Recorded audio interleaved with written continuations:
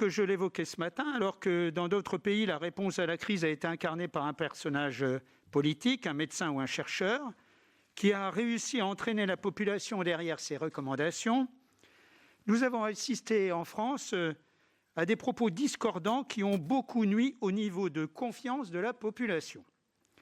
À propos d'un virus inconnu, les attentes dans la science étaient très élevées.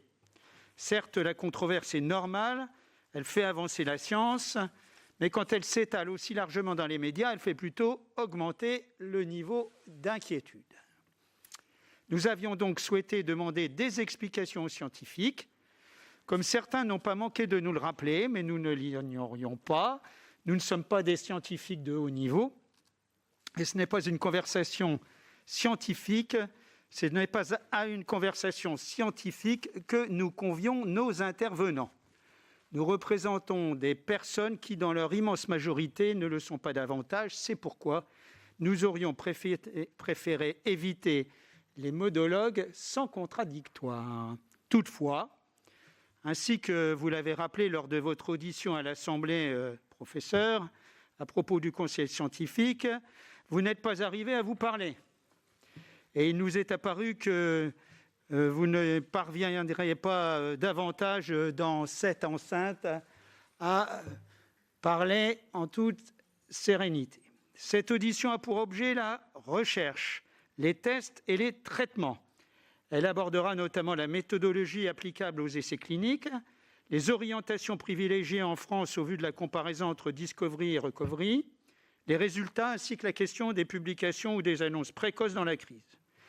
Donc je vais demander au professeur Raoult de présenter brièvement ses principaux messages en 10-15 minutes, parce que les messages sont importants et vous ne manquerez pas bien sûr de nous alimenter par voie écrite, comme vous l'avez déjà fait à différentes occasions. Je demanderai ensuite chacun des rapporteurs d'intervenir, et ensuite ce seront les questions de nos commissaires que nous regrouperons. Voilà. Alors avant, c'est une commission d'enquête, donc je vais procéder à la demande de prêter serment, rappeler que tout propos mensonger est puni d'une peine pouvant aller jusqu'à 5 ans d'emprisonnement et de 75 000 € d'amende. Donc, professeur Didier Raoult, prêtez serment de dire la vérité, rien que la vérité, levez la main droite et dites « je le jure ». Je le jure. Merci.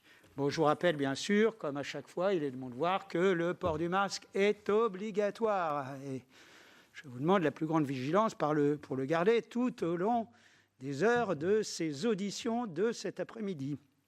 Merci. Donc, sans plus tarder, écoutez, je vous cède la parole.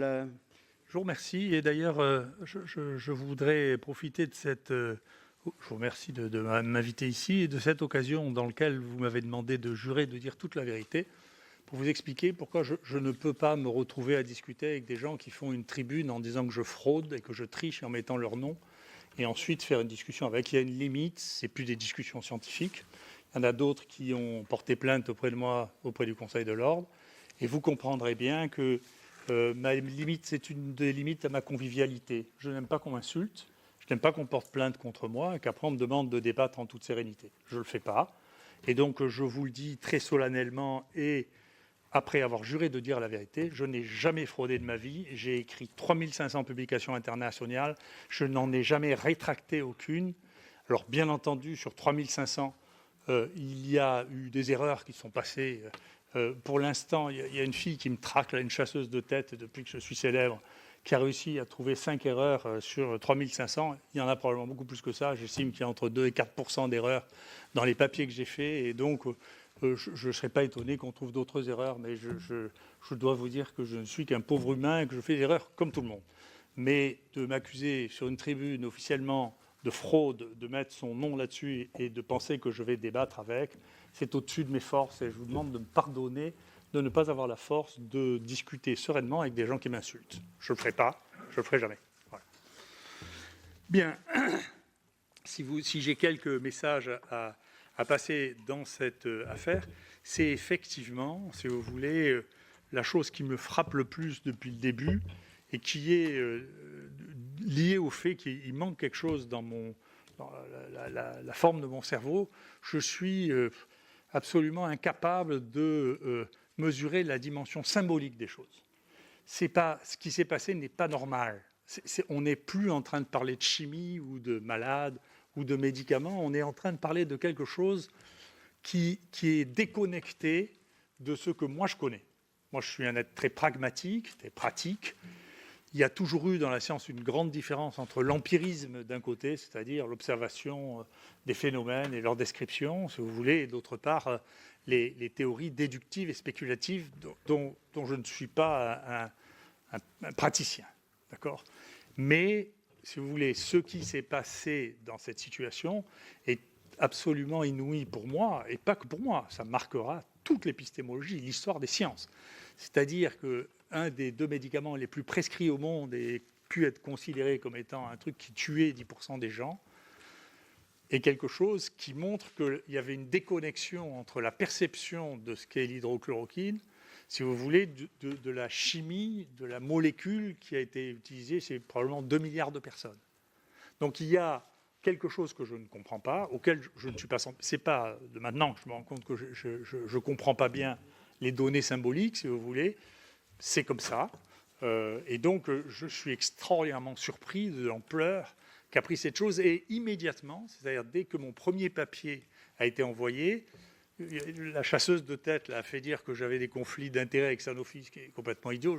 Je fais des essais thérapeutiques pour personne. Et ça fait 25 ans que je suis contre. Alors, je ne le fais pas. La deuxième chose, elle a fait confirmer, elle nous a fait faire envoyer au journal qui menaçait d'enlever cet article qui est devenu le plus cité de toute la littérature sur la thérapeutique du Covid-19, cité 2400 fois, en disant que je n'avais pas eu les autorisations, je n'avais pas eu de CVP. Et la troisième chose, alors, il y a un déluge des gens qui sont des maniaques de la méthodologie. Je ne pouvais pas imaginer qu'en envoyant un papier comme ça, comme j'en ai envoyé tellement dans ma vie, si vous voulez, ceci allait faire une espèce de folie mondiale, si vous voulez. Et donc, toutes les explications qu'on pourra donner ne sont pas inintéressantes. C'est le temps qui triera pour comprendre ce qui s'est passé. Moi, personnellement, je ne le comprends pas. Ça ne fait pas partie de ce que je suis capable de comprendre, parce qu'il me manque une case sur la signification symbolique des choses. Peut-être pas que symbolique, mais en tout cas, c'est pas mon problème. Donc nous, on a continué à faire. Je pensais depuis longtemps, en réalité depuis plus de 20 ans, je pensais qu'il fallait faire comme pour les centres anticancéreux, des centres de lutte pour les maladies infectieuses, qui comprenaient tout, les patients, le laboratoire, la recherche.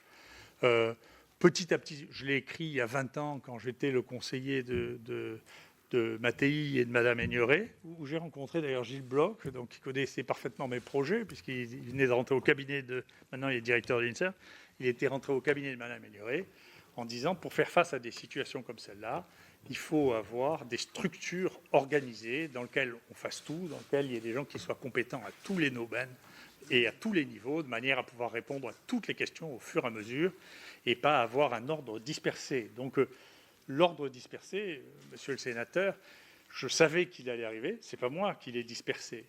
Nous étions en ordre dispersé, et d'une manière très singulière, donc pour pas que vous croyiez que je considère qu'à Paris, plus rien n'est organisé, ce n'est pas vrai. Hein. En neurologie, si quelqu'un avait un problème dans ma famille, je l'enverrais à la Pitié, parce qu'il y a un centre de neurologie qui est colossal. S'il y avait quelqu'un qui avait un problème génétique, je l'enverrais sûrement à Necker et Imagine, je n'ai pas de problème avec ça. Mais en maladie infectieuse, ici, on a détruit l'organisation des maladies infectieuses. Elle n'existe plus. Et donc, si vous vous retrouvez avec un pauvre Marseillais en train de vous dire ce qu'il pense, c'est parce qu'il y a eu une destruction physique de l'organisation des maladies infectieuses qui était à l'hôpital Claude Bernard. Les forces de maladies infectieuses, l'Institut de veille sanitaire a été mis à Saint-Maurice, alors que c'était une vraie bonne idée. Moi, j'avais écrit à l'époque de le mettre à côté de Pasteur ou de mettre au moins des antennes de Pasteur à côté. Vous voyez, les hôpitaux spécialisés en maladies infectieuses ont été dispersés dans toute la ville, et donc vous n'avez pas de centre, vous n'avez pas de... Pardonnez-moi, je vieillis. Vous n'avez pas de patron ici de maladies infectieuses. Vous ne l'avez pas. Alors que vous l'aviez il y a 30 ans. Vous ne l'avez pas. Vous avez des patrons dans les autres domaines. Vous avez des gens qui sont des leaders dans les autres domaines. Dans ce domaine-là, vous n'avez pas de leader. Vous n'avez plus de leader en microbiologie. Celui qui était le meilleur a été tellement dégoûté de l'assistance publique qu'il est parti en Suisse. D'accord ? Donc, il y a un problème ici avec les maladies infectieuses, un véritable problème d'évolution.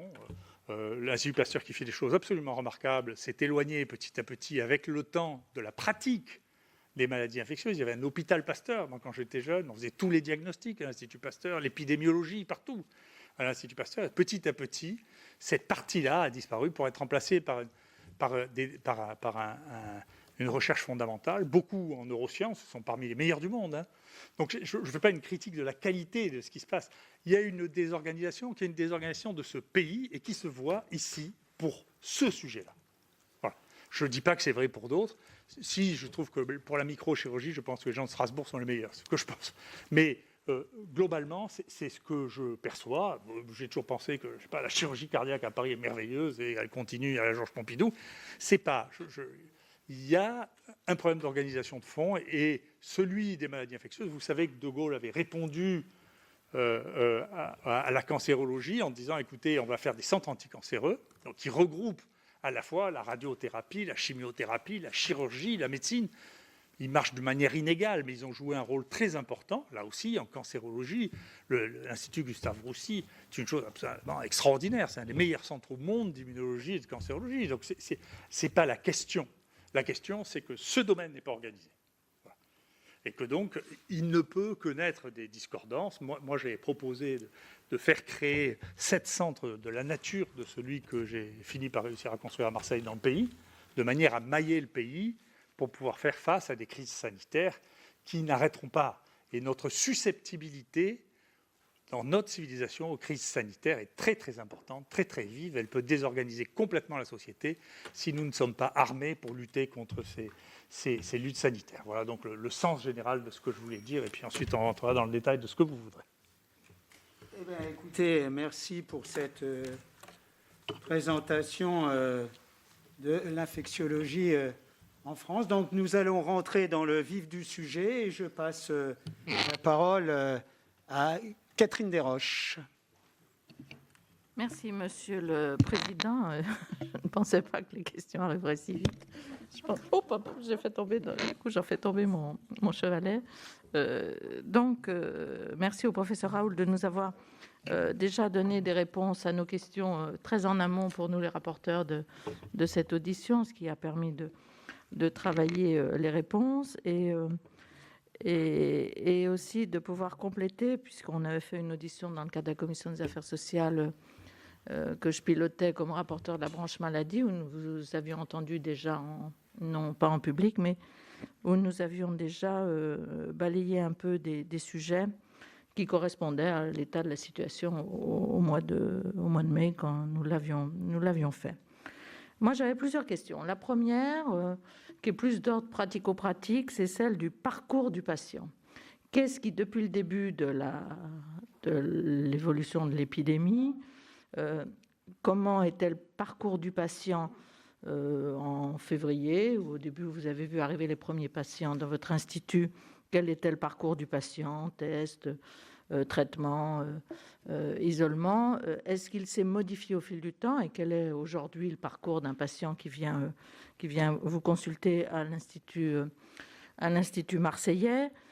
Le deuxième point, c'est quelque chose que j'ai posé déjà ce matin au professeur Delfraissy, même si lui n'est venu en fonction que le 11 mars, mais lorsque fin janvier, la ministre de la Santé nous dit, au vu vraisemblablement de modélisation de l'INSERM, il y a peu de risques que le virus arrive chez nous.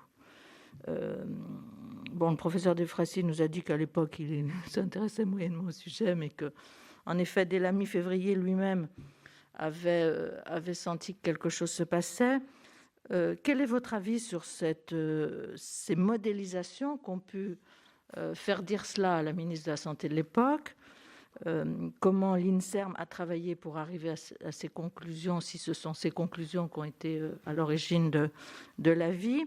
Et vous, comment, au niveau de votre institut et de votre habitude de ces maladies infectieuses, même si là on était sur un nouveau virus. Vous, quelles étaient les alertes que vous aviez, sur quoi vous vous basiez pour avoir ce degré de connaissance qu'apparemment les autorités n'avaient pas? Ça, c'est le premier point. La deuxième question, c'est sur les essais cliniques. C'est une question que j'ai évoquée ce matin avec le professeur Delfraissy également. C'était dans ces périodes de crise sanitaire où les équipes soignantes voient arriver des patients, bon, pour certains en consultation, mais pour d'autres en réanimation ou en hospitalisation, et où il y a ce besoin d'apporter une réponse rapide et thérapeutique aux malades. Comment ça peut se concilier avec cette exigence d'essais randomisés, de travaux scientifiques robustes pour voir l'efficacité du traitement? Mais est-ce qu'il n'y a pas, pour tous ces patients qui ne rentreraient pas dans les études ou dans les essais avec un médicament testé, est-ce qu'il n'y a pas une perte de chance pour tous ceux qui ne rentrent pas dans ces cases-là?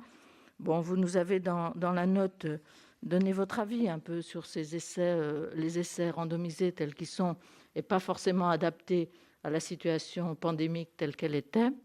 Donc j'aimerais aussi vous entendre dessus. Puis une question qui est plus large, qui n'est peut-être pas celle centrée sur la commission d'enquête, mais qui nous intéresse au sein de la commission des affaires sociales, puisqu'on avait fait un rapport sur l'accès à l'innovation, et notamment sur les essais cliniques, les comités de protection des personnes.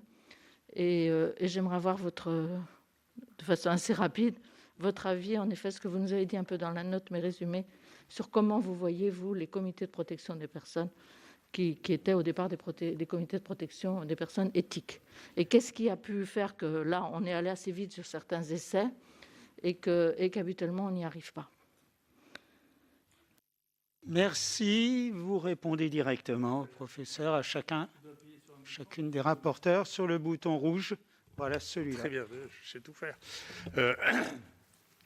La manière dont nous travaillons, nous, si vous voulez, comme je vous l'ai dit, je ne suis pas un homme de spéculation. Donc je suis très empirique, très pratique, pragmatique. C'est ma nature. Elle me réserve de très bonnes surprises. Donc je serais content de ce qu'on a pu trouver. Je pense qu'on peut découvrir d'ailleurs que par l'observation et l'empirisme. On peut confirmer par les techniques méthodologiques, mais on ne peut pas découvrir comme ça. Ça fait l'objet de grands débats épistémologiques. Donc la manière dont nous travaillons, d'abord, c'est que nous lisons toute la littérature. Et donc, si vous voulez, moi j'ai été frappé du fait, si vous voyez le staff que nous avons, donc il y a une vingtaine de gens qui sont au niveau professeur ou juste en dessous, qui travaillent ensemble, chacun avec beaucoup de domaines. C'est pour ça que je crois à ce que j'appelle les nids de recherche, et non pas au réseau. Je crois aux nids de recherche. Et on se voit tous les jours à 8 h du matin.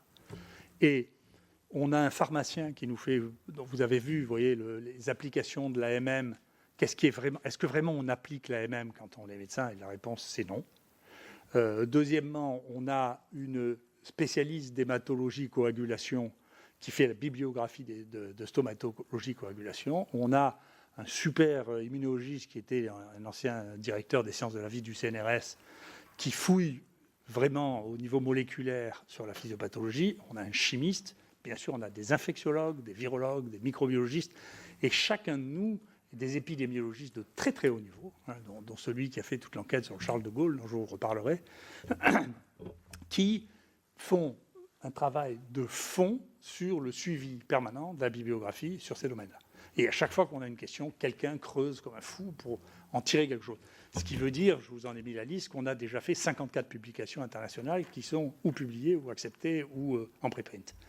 Donc, quand on s'est retrouvé face à cette situation, on a fait comme d'habitude, c'est-à-dire qu'on a lu tout ce qu'avaient fait les seuls sachants, qui étaient chinois, et on a regardé, mais qu'est-ce qu'ils font et qu'est-ce qu'ils disent. Et puis on a regardé qu'est-ce qui se passe avec les autres coronavirus et qu'est-ce qui s'est passé avec le premier épisode de SARS.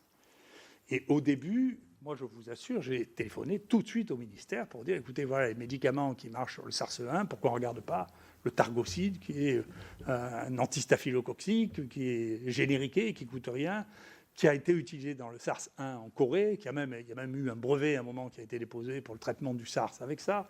Deuxièmement, la chloroquine qui avait été montée. Je vous rappelle qu'il faut aussi, maintenant, on revient en arrière, mais à l'époque, ils disaient le traitement du SARS, c'est la chloroquine, c'est l'hydroxychloroquine. Et donc, les premiers résultats qui sont venus de Chine in vitro, publiés dans un article du groupe de journaux Cells, qui sont très bons journaux, c'était écouter les deux médicaments qui marchent, la chloroquine et l'hydroxychloroquine, d'une part, et d'autre part, le remdesivir, qui, lui, n'était pas disponible, sauf à avoir des accords avec Gilead ou à travailler sur des essais dans le cadre de ce que voulait faire Gilead, que nous ne voulions pas faire. Donc, nous, peu de temps après, les Chinois ont commencé à dire, écoutez, on a, de manière préliminaire, nos premiers résultats. Il y a 100 malades qu'on a traités, on voit une amélioration clinique, radiologique et sur le portage viral. C'est ça qu'on a fait. C'est-à-dire si vous voulez, l'idée, comment vous dire, je m'excuse le terme, mais l'idée que les choses vont se dérouler en France, c'est une idée qui n'a pas lieu. C'est une pandémie, ça se déroule partout. Tout le monde a une expérience, tout le monde a quelque chose à dire. Et donc, on doit regarder les premiers qui ont subi le flux pour voir déjà, et ils avaient décrit une quantité de choses dont nous, y compris des choses qu'on a découvert un peu plus tardivement, comme ce qu'ils appelaient l'hypoxie heureuse, si vous voulez, c'est-à-dire le fait qu'il n'y avait pas les signes respiratoires qu'on a d'habitude dans les pneumonies. Et donc, ça, c'est la première chose. La deuxième chose, c'est que dès qu'on a eu des cas, on s'est mis à... D'abord, tout de suite, et je réponds, il y a quelqu'un qui me demandait pourquoi il y a eu un tel délai dans la mise en place des tests. Nous, les tests, dès que le génome a été publié, 3 jours après, on commandait les amorces PCR. Donc l'idée, une des raisons du retard, c'est qu'il y avait, ce que j'ai eu l'occasion d'expliquer à l'Assemblée nationale, c'est qu'il y avait dans l'esprit des gens du ministère qu'il y avait des centres nationaux de référence, ce qui est un rêve, parce qu'il ne peut pas y avoir un centre national de référence pour une maladie qui n'existe pas. Donc c'est pas possible, il n'y avait pas de centre national de référence. Il y a des gens qui disaient, moi je fais les pneumonies, les gens qui faisaient les coronavirus, c'est pas eux du tout d'ailleurs, c'est quelqu'un qui est à Caen. D'accord ? Donc, les gens se sont dit, ben, c'est nous, les centres nationaux de référence. Et donc, au début, moi, j'ai eu ces discussions, on me disait, écoutez, non, mais les cas positifs, il faut que vous les envoyiez au centre national de référence. Mais tout le monde n'avait que des séquences à ce moment-là. On avait le génome qui avait publié chinois. 3 jours après, nous, on avait commandé. Les Allemands, qui va extrêmement vite, qui est brillantissime à Hambourg, a tout de suite dit, écoutez, voilà, moi, j'ai testé une QPCR, donc on avait, nous, sélectionné 3 gènes qu'on avait commandés, pour lesquels on avait commandé les témoins positifs. 2, on a commandé les 2 des Allemands. Et puis ensuite, quand Pasteur a publié les siens, on a pris les siens, on a pris tout ce qui existait, puis on a testé, on a regardé. Ce qui est bien d'ailleurs, parce que de temps en temps, avec la PCR, c'est peut-être une question qui reviendra, parfois, il y a des contaminations qui se font à la PCR. Il faut toujours avoir une deuxième gâchette, voire une troisième, pour être sûr de confirmer les cas qui sont positifs, pour ne pas raconter des choses qui sont fausses. Parce qu'il n'y a pas de laboratoire dans lequel ça n'arrive pas qu'il y ait une contamination. Voilà. Ce n'est pas vrai, la PCR, c'est comme ça. Donc, si vous voulez, la manière dont nous avons réagi, nous, c'est on regarde ce que fait tout le monde, on fait, je m'excuse de cet anglicisme du benchmarking, c'est-à-dire qu'on regarde ceux qui savent faire et on fait pareil, on les imite. Mais c'est comme ça que la science avance 9 fois sur 10. On passe notre vie à imiter ceux qui ont eu la première expérience et on fait pareil. Donc au début, on a fait pareil, très rapidement. Très rapidement, on a vu qu'on n'était pas sur la même longueur d'onde parce que chaque fois qu'on parlait de cette maladie, on nous parlait d'essais et de CPP pour savoir s'il fallait, les gens qui étaient contagieux, leur faire un prélèvement rhinopharyngé. Donc on tombait des nues. Qu'est-ce que vous nous racontez là ? Les gens, ils sont revenus pour savoir s'ils avaient ça. On ne va pas leur faire signer un papier leur disant qu'ils sont d'accord pour qu'on les teste pour savoir s'ils ont le virus. Vous voyez, donc, on n'était pas, depuis le début, on n'est pas branchés sur la même longueur d'onde. Voilà. Il y a quelque chose qui m'échappe. Je ne suis pas branché. Et donc, je ne les voyais pas comme des sujets d'essai. Je vous le dis, premièrement. Et donc, je ne les vois toujours pas comme des sujets d'essai. Et j'ai suivi, au fur et à mesure qu'il y avait des données qui arrivaient, on les a suivis. Le premier patient qu'on a eu, le deuxième c'est sa femme qui était la première, mais le premier patient qu'on a eu était quelqu'un qui nous a parlé de son anosmie, si vous voulez, qui était un sujet sur lequel on travaillait pour essayer d'identifier quelles étaient les causes d'infection respiratoire. Il y a un virus qui est parainfluenza 3 qui donne des anosmies au printemps. Voilà. Donc l'anosmie saisonnière, c'est le parainfluenza 3. Donc ça nous intéresse, l'anosmie. Donc, on a repéré l'anosmie. Mais si vous ne la cherchez pas, et maintenant, on sait qu'il y a 60% des gens qui font l'anosmie. Mais les gens n'ont pas observé ça. Donc, cette phase d'observation empirique et de lecture de la littérature, vous voyez bien que dans l'essai Discovery, comme ça, je ne parle pas, Recovery des Anglais, je ne dis pas du mal des Français. Ils n'ont pas mis ce critère clinique en disant on peut faire du diagnostic clinique d'une maladie infectieuse, ce qui n'est pas vrai. Il faut faire des tests biologiques. Et donc, ils ont publié ça. Hein. Donc, il y a quand même des gens qui ont publié des séries qui servent actuellement à réfléchir chez des gens qui n'ont pas eu de confirmation diagnostique. Et même l'élément clinique le plus déterminant de tous, ils ne le connaissaient pas, qui était l'anosmie à gueusie. D'accord ?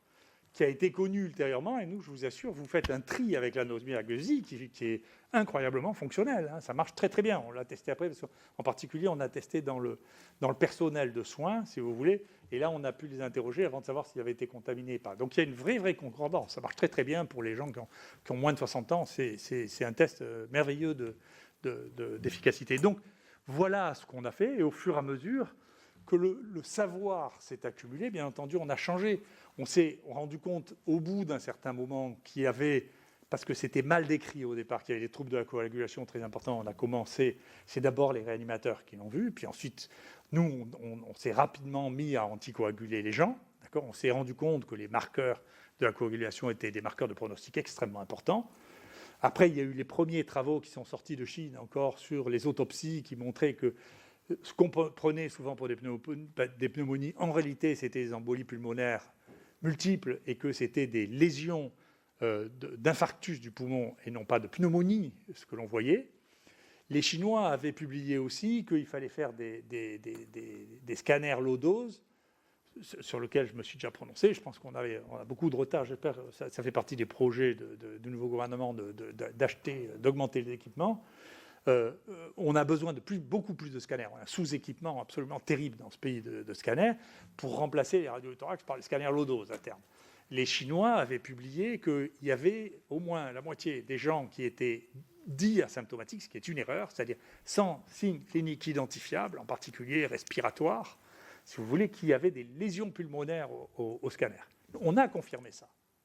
D'accord ? Donc ça veut dire, bien sûr, la prise en charge a sans arrêt changé, puisque quand vous avez des gens qui disent est-ce qu'il faut tester les gens asymptomatiques, mais asymptomatiques, de quel point de vue ? Est-ce que c'est asymptomatique parce que les gens ne sont pas essoufflés apparemment ? Ou est-ce que vous regardez la saturation en oxygène, ce qu'on fait systématiquement ? Est-ce que vous regardez les scanners ? Et donc, vous ne voyez pas la même chose. Bien entendu, la manière dont vous regardez les gens ne va pas vous dire... Donc, si vous les considérez comme la grippe, si vous voulez, donc la déduction en fait de c'est comme la grippe, c'est pas vrai. C'était une autre maladie, et pour le savoir, il faut prendre le temps, il faut les regarder. D'accord ? Il faut commencer, on les examine, on regarde ce qui se passe, on regarde les examens, on lit la littérature de ceux qui en avaient déjà eu 5000 cas quand ça nous est arrivé dessus. D'accord ? Et à partir de ça, on définit une stratégie, pas avant. Oui, en tout cas, moi, c'est ce que nous, on a pensé, c'est ce que nous, on a fait. Voilà. Ultérieurement, effectivement, quand on a vu cette situation, nous, on a décidé qu'il fallait, puisque nous ne savions pas qui c'est qui allait avoir des lésions et pas des lésions, comme ça avait été décrit en Chine, avant que ça commence en France, hein, eh bien, on a décidé, on a dit, il faut tester les gens quand ils viennent. D'accord ? Et on a commencé à tester les gens quand ils venaient. D'accord ? On a tout de suite mis en place notre système de PCR à très haut débit, parce que vous savez que les Français ont été rapatriés du Wuhan juste à côté de chez nous. Et donc, très rapidement, on a commencé à tester des centaines de PCR. Et donc, on a fait ça. Voilà. Et donc, au fur et à mesure, eh bien, on a augmenté. Hein. Maintenant, on conseille aux gens de mesurer leur saturation en oxygène. S'ils ont moins de 95, je pense qu'il faut le généraliser. Il faut qu'ils viennent à l'hôpital pour avoir de l'oxygène. Parce que sinon, au moment où ils sentent qu'ils sont en insuffisance respiratoire, c'est juste avant de rentrer en réa. Et même maintenant, même à Marseille, il y a entre 50 et 60% des gens qui rentrent en réanimation qui commencent leurs soins en réanimation. Et ceux-là, on aurait peut-être pu empêcher qu'ils rentrent en réanimation en les oxygénant avant, en les anticoagulant avant, vous voyez ? Donc, c'est une notion qui est importante qu'on ne pouvait pas connaître avant, cette discordance, si vous voulez, entre les signes cliniques et l'état d'oxygénation. Voilà. Et d'ailleurs, un de ceux qui est mort parmi les plus jeunes, qui avait 59 ans, est mort d'embolie pulmonaire. S'il était arrivé 3 semaines plus tard, il ne serait pas mort, parce qu'on le savait à ce moment-là, 3 semaines plus tard. Donc il y avait cette connaissance progressive, si vous voulez, va mal avec des opinions très tranchées, voilà, initiales. Et puis, donc, au fur et à mesure du savoir, nous avons modifié les choses. Et, comme je vous l'ai dit, on a proposé tout de suite une proposition d'essai thérapeutique qui imitait ce qui avait été fait en Chine, avec des posologies avec lesquelles on est familier de l'hydroxychloroquine, et un essai thérapeutique qui a toujours été avec un seul bras, donc qui a été validé par le CPP à l'époque. On a rajouté, parce que ça fait partie de la pratique clinique de l'azithromycine, dont on savait par ailleurs que c'était un antiviral sur des virus ARN, et on a eu la surprise de voir que les charges virales diminuaient à une vitesse absolument spectaculaire. Donc on a dit, mais voilà, on a prévenu, mais tout de suite, on a toujours tenu au courant le ministère, et on a voulu faire un essai thérapeutique en disant, écoutez, cette azithromycine, c'est tellement impressionnant qu'on veut faire un groupe hydroxychloroquine, un groupe hydroxychloroquine azithromycine. Et là, dans le CPP, on est tombé sur un méthodologiste qui voulait qu'on reparte à zéro et qu'on fasse un groupe de placebo, ce que moi, je ne pouvais pas faire parce que je considérais que ce n'était pas éthique. Donc, je ne voulais pas le faire. Et donc, on a dit, écoutez, on va faire ce que le soin courant et l'état de la connaissance nous permet de dire, c'est ce qu'on venait de publier, et donc c'est ce qu'on a fait. Ensuite, eh bien, au fur et à mesure, on a continué à avoir une politique de cette nature, compte tenu du fait que les gens ont soulevé quelque chose qui m'étonne toujours d'ailleurs, sur la toxicité potentielle de l'hydroxychloroquine. On a rajouté, pour être sûr qu'il n'y avait aucun problème, on a demandé au professeur de cardiologie de vérifier tous nos électrocardiogrammes. On a fait systématiquement des kaliémies à tout le monde pour être sûr, et on a installé dans l'IHU le dosage du potassium en moins d'une demi-heure pour être sûr de pouvoir tout de suite donner le traitement. Donc tout ça, au fur et à mesure que les questions sont levées, on a réagi pragmatiquement parce qu'on a cette autonomie, cette capacité à faire les choses sur place et de décider au fur et à mesure de les faire fonctionner. Voilà. Et puis, voilà, maintenant, on soigne les gens comme ça. Et puis, je vous ai donné, tous ces chiffres sont entièrement officiels aussi, les chiffres que je vous donne. Je ne peux pas inventer les chiffres, je donne tout ça tous les jours à l'ARS, tous les morts, tous les détectés, tous les positifs. Enfin, on ne peut pas inventer des chiffres dans ce pays, c'est l'assistance publique. Enfin, on ne peut pas inventer les chiffres. Donc, il faut revenir sur Terre. Les gens qui pensent qu'on invente les données, mais je ne sais pas, on est un pays administré. Parfois trop, mais enfin, on est administré. Je vous coupe, parce qu'il y aura beaucoup de questions. Catherine Desroches avait posé la question sur les CPP éthiques. Oui, moi, si vous Vous voulez... avez un avis là-dessus? J'ai un avis qui est le mien, et donc que je veux bien partager avec vous. Vous savez, je me méfie, peut-être parce que le temps a passé, je me méfie beaucoup de toutes les modes. Donc, je ne suis pas très sensible non plus à ça. Les modes méthodologiques, ce sont des modes méthodologiques. Je vais vous donner un exemple. Je vous l'ai donné parce que vous n'êtes pas obligé de me croire, mais je vous donne les documents sur lesquels on travaille. Vous voyez, ce document, je l'ai transmis. C'est le Cochrane Library. Ils sont spécialisés depuis peut-être 25 ans pour analyser toutes les publications et toutes les recommandations. D'accord ? Et comme maintenant, les recommandations, depuis qu'a été développé quelque chose qui s'appelle la médecine basée sur les évidences, c'est de dire, écoutez, il faut avoir un essai ou 2 essais randomisés. Donc là-dessus, ils ont étudié, et eux, c'est les rois de cette analyse-là. Eux, ils ont analysé 250 méta-analyses, c'est-à-dire des analyses qui regroupaient plusieurs analyses, donc plus de 4000 analyses, pour regarder s'il y avait une différence de résultats et de qualité entre les études randomisées et les études observationnelles. Et la conclusion, c'est qu'il n'y a pas de différence. D'accord ? Donc, le fait que les études randomisées soient l'alpha et l'oméga de la prise en charge thérapeutique, c'est juste pas vrai. Quant aux recommandations, là aussi, parce qu'au bout d'un moment, moi, c'est les choses qui, pour moi, allaient de soi, mais s'il faut que je les explique. Moi, j'ai regardé les recommandations de la Société américaine de maladies infectieuses. Je vous ai donné la référence, avec quelqu'un qui a fait une fois cette analyse en disant combien de recommandations de la Société américaine de maladies infectieuses sont basées sur au moins une étude randomisée. Il y a 18%. Donc il y a 82% des recommandations thérapeutiques en maladies infectieuses aux États-Unis pour lesquelles il y a 0 étude randomisée. D'accord ? Donc, il faut être un peu plus paisible avec ça avant de dire, vous savez, c'est la règle, c'est comme ça, sinon on vous tue et c'est nous qui savons. Vous savez, c'est de l'idéologie, c'est une des raisons sur lesquelles je ne veux pas discuter de ça sur le plan idéologique. Je l'ai fait déjà, j'avais fait un jeudi de l'IHU qui est online, où j'avais invité Mme Costagliola pour parler des méthodes. Nous n'étions pas d'accord parce que sur le plan idéologique, nous ne sommes pas d'accord. Maintenant, nous ne sommes pas d'accord non plus, j'ai essayé de l'exprimer, comme médecin, moi je ne veux pas faire ça. C'est-à-dire, je ne peux pas dire à un malade, écoutez, je vais vous donner un truc, je ne sais pas s'il y a un traitement ou pas dedans et je vais vous tirer au sort. Je ne sais pas le faire. Je n'ai jamais su le faire et je ne le ferai pas. Et les malades qui acceptent, je vous assure que, soit ils n'ont pas compris, soit la plupart refusent. Parce qu'on n'est pas là pour ça. D'accord ? Et donc, il y a une vraie question qui est, est-ce qu'on devient maniaque d'une méthode, si vous voulez, qui manifestement n'est pas réellement pratiquée très fréquemment par des praticiens, d'accord ? Ou est-ce qu'on est dans le contrat millénaire que nous avons de « je vais faire du mieux que je peux avec ce que je sais ou ce que je crois savoir à ce moment-là pour vous spécifiquement ». Voilà. Et donc, il y a une vraie question, et on a vu, pour revenir sur votre question précisément pour les CPP, une dérive qui s'est faite. Au début, les CPP, c'était fait pour ça. C'était fait pour, attendez, vous n'allez pas faire de l'expérience avec n'importe quoi. Donc, il faut qu'il y ait des sages qui regardent, et donc, on avait prévu des compositions de CPP, je ne sais pas si vous vous rappelez, c'est ancien, je m'excuse, mais moi, je les ai vus naître. Dedans, il était prévu qu'il y ait des gens de sagesse dedans. Donc, il fallait qu'il y ait un prêtre, un pasteur, un rabbin, des gens qui aient la sagesse et le recul pour dire, écoutez, il faut faire attention, est-ce que c'est nécessaire ?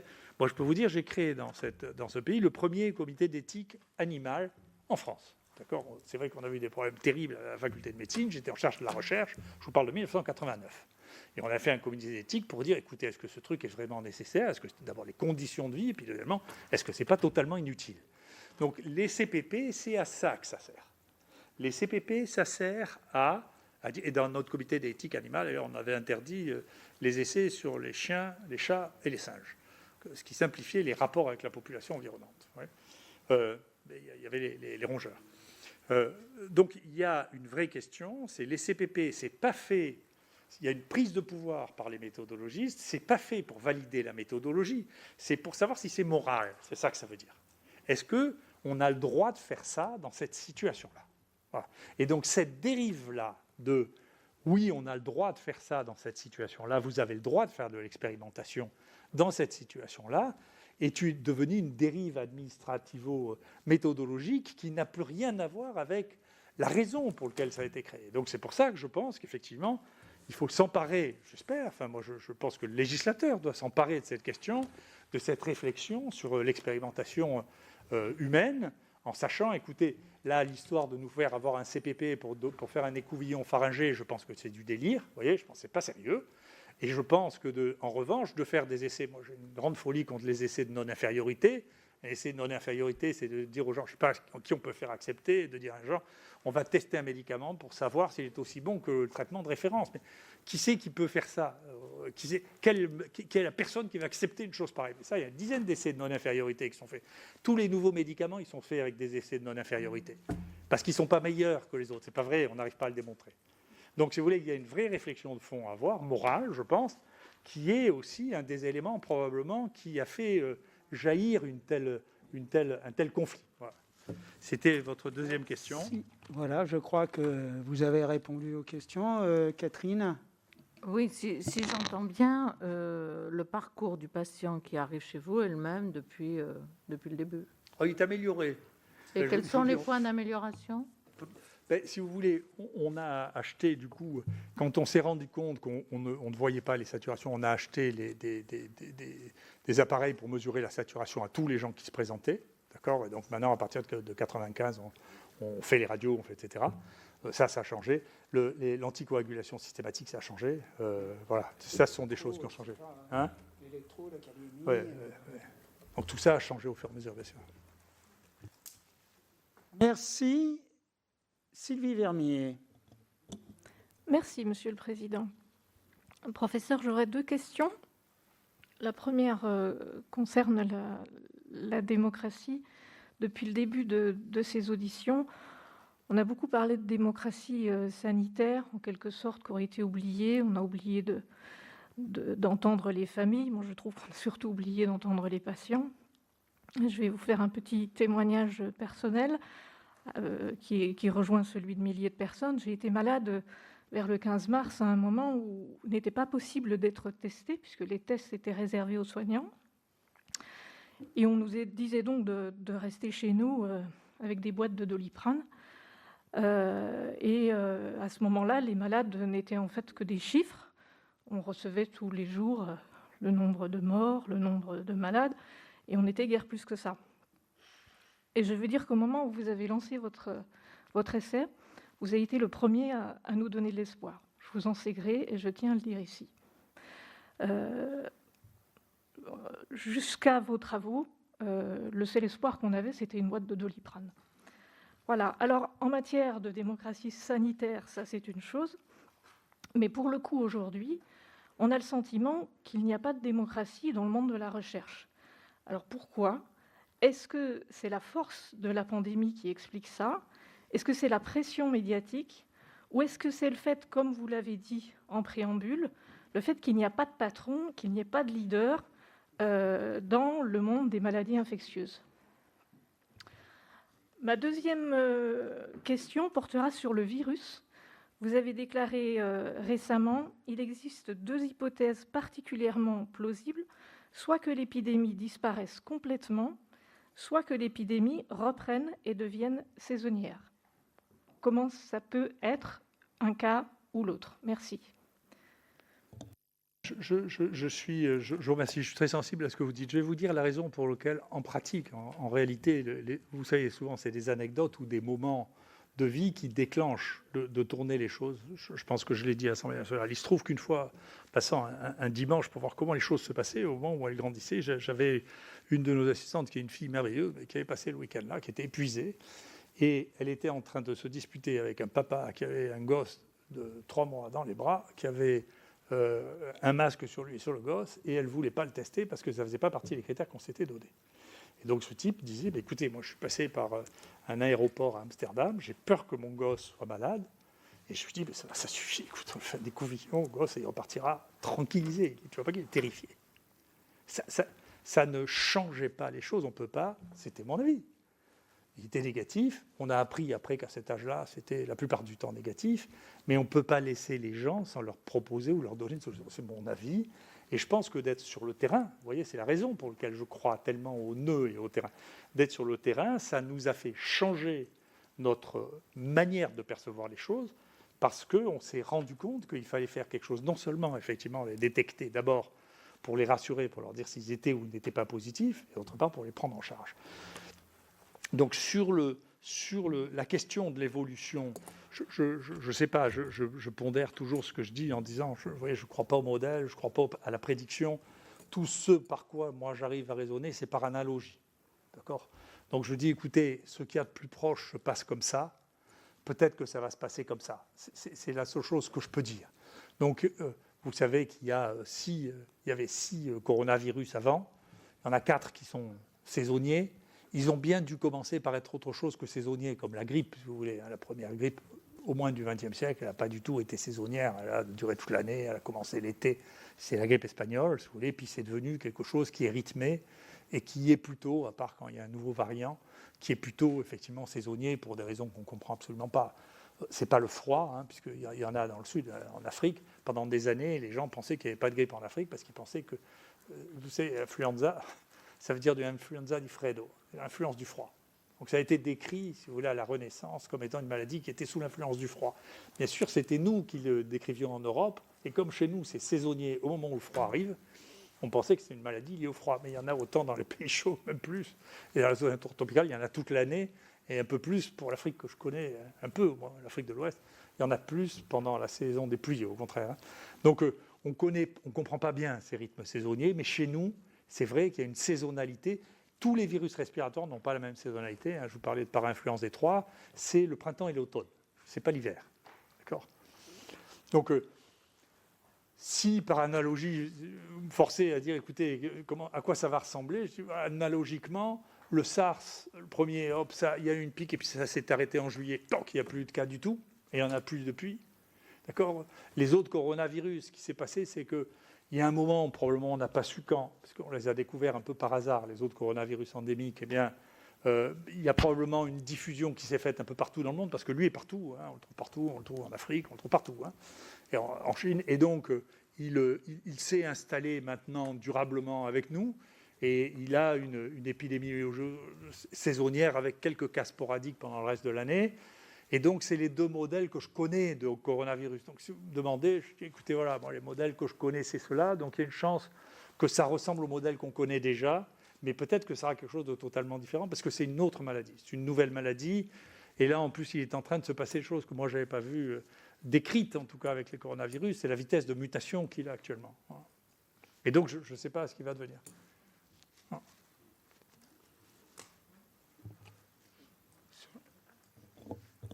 Vous n'avez pas répondu à ma première question sur la démocratie dans le monde de la recherche, qui, à mon sens... Écoutez, je redoute que la recherche ne soit pas du tout démocratique.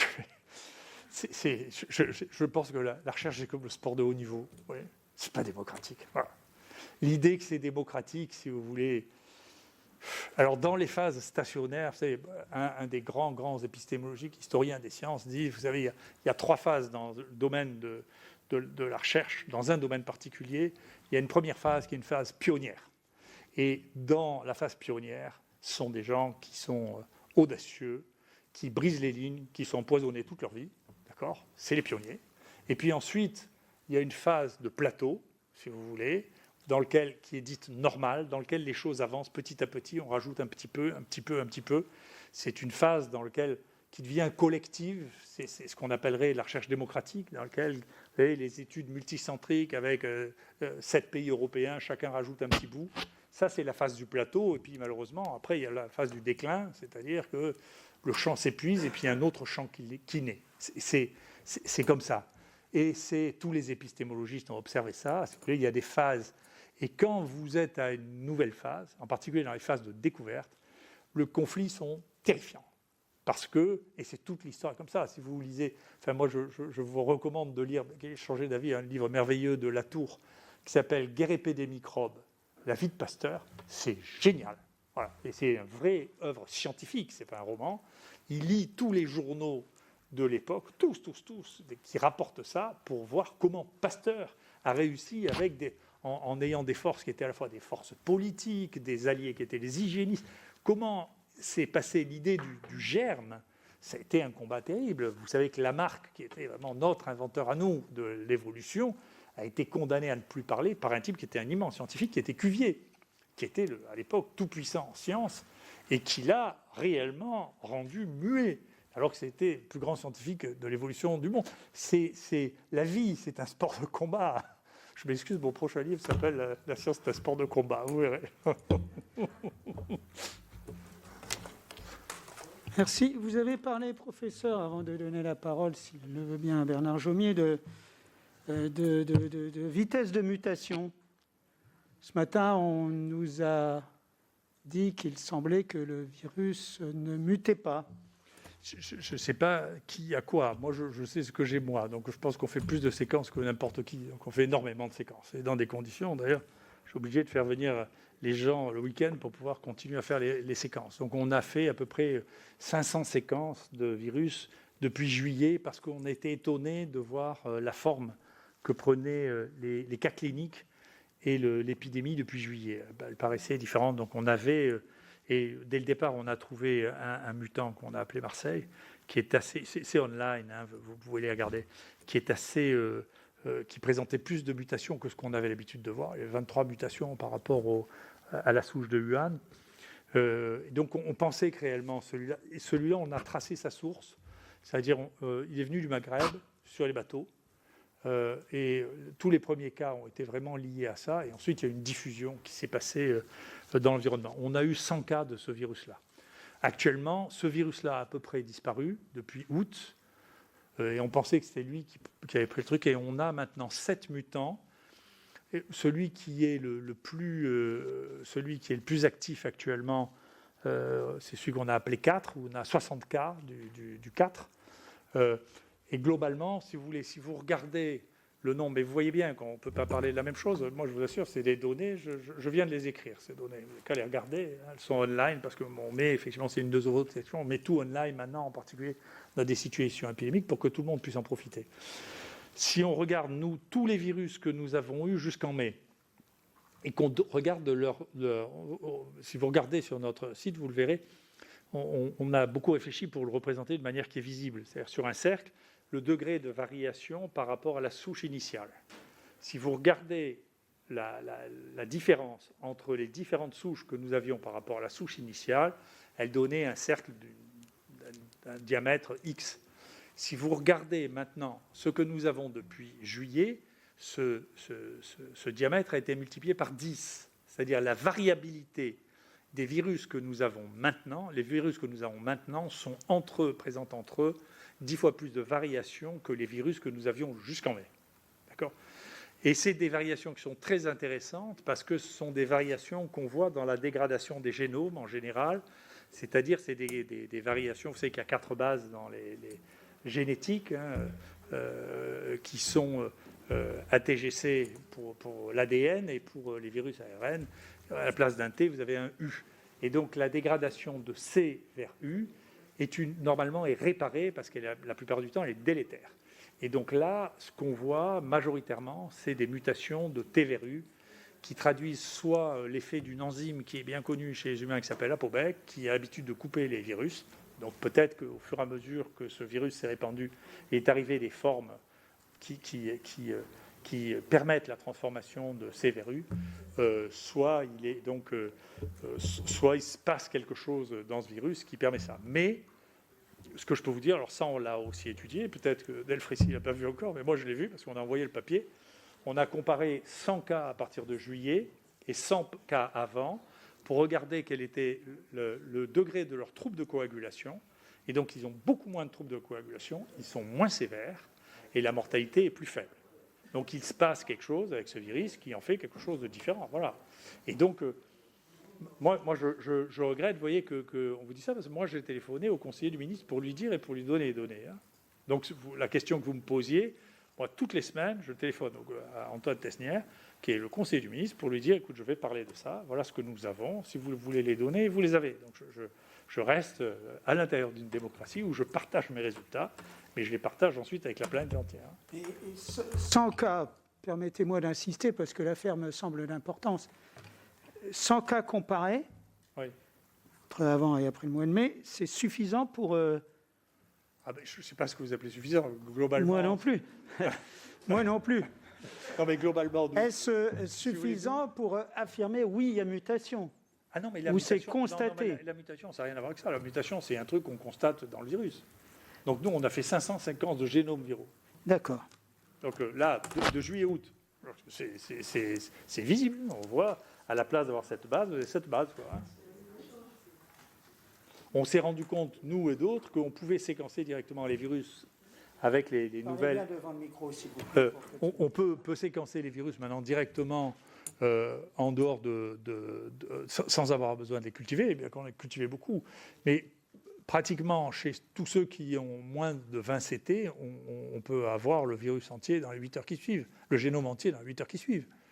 Donc, si vous voulez, de pratiquer des génomes, quand on a tout, encore une fois, hein, c'est-à-dire on a le prélèvement, on voit que les CT sont bas, on peut les envoyer en séquence, et puis on a, nous, un mécanisme d'analyse des séquences qui nous permet de voir ça. Voilà.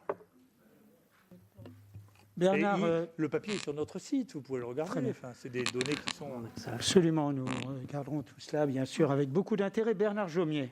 Merci, Monsieur le Président.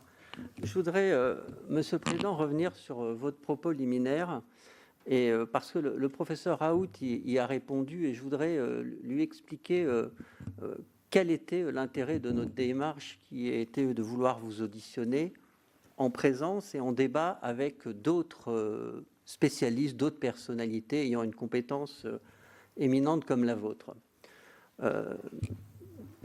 C'est une méthode que nous utilisons couramment dans cette commission d'enquête. Pourquoi ? Parce que, et la discussion qui vient d'avoir lieu le démontre parfaitement, vous pouvez avec un savoir technique qui est incomparable au nôtre en la matière, nous faire un exposé pendant 10 minutes de virologie pour nous expliquer que le virus semble muter. Mais un autre virologue éminent, le professeur Lina, nous a expliqué et nous a dit plusieurs fois que non, le virus n'avait pas muté. Et ça ne fait pas beaucoup avancer notre compréhension. Nous avons besoin, nous ne sommes pas dans des conflits. Ce n'est pas notre méthode ici de mettre en scène des matchs de catch et de générer du conflit. C'est notre méthode de faire ressortir les points qui font clivage. Et si pour vous, ça peut être pénible parce que vous avez des conflits avec d'autres collègues, d'autres confrères qui sont parfois effectivement virulents, nous, ce n'est pas notre, j'allais dire, ce n'est pas notre problème. J'en suis tout à fait désolé pour les uns et les autres, mais nous devons rendre compte aux Français, aux personnes qui résident sur notre territoire, de ce qui s'est passé, et sur ces sujets fondamentaux qui sont les vôtres, la recherche, les tests, le dépistage. Vous faites partie des personnes qui avaient une expertise et qui ont été en désaccord avec d'autres. Et pouvoir vous entendre, vous répondre entre vous, est pour nous essentiel dans la construction de notre représentation et de notre compréhension de ce qui se passe, de ce qui s'est passé et de ce qui se passe. Voilà, donc je ne vais pas poursuivre là-dessus, mais comprenez juste que nous ne souhaitions pas vous faire vivre un moment pénible pour vous à titre personnel. Je comprends que ça n'est pas agréable d'être poursuivi devant des instances disciplinaires, d'avoir des procédures en justice, mais nous avons la nécessité de mener notre travail dans les meilleures conditions et très tranquillement, professeur, avec le respect que je vous dois, vous ne nous aidez pas là dans notre tâche. Votre exposé est certes très intéressant, mais il ne m'aide pas à progresser de façon suffisante. Alors, je vais en venir à quelques questions.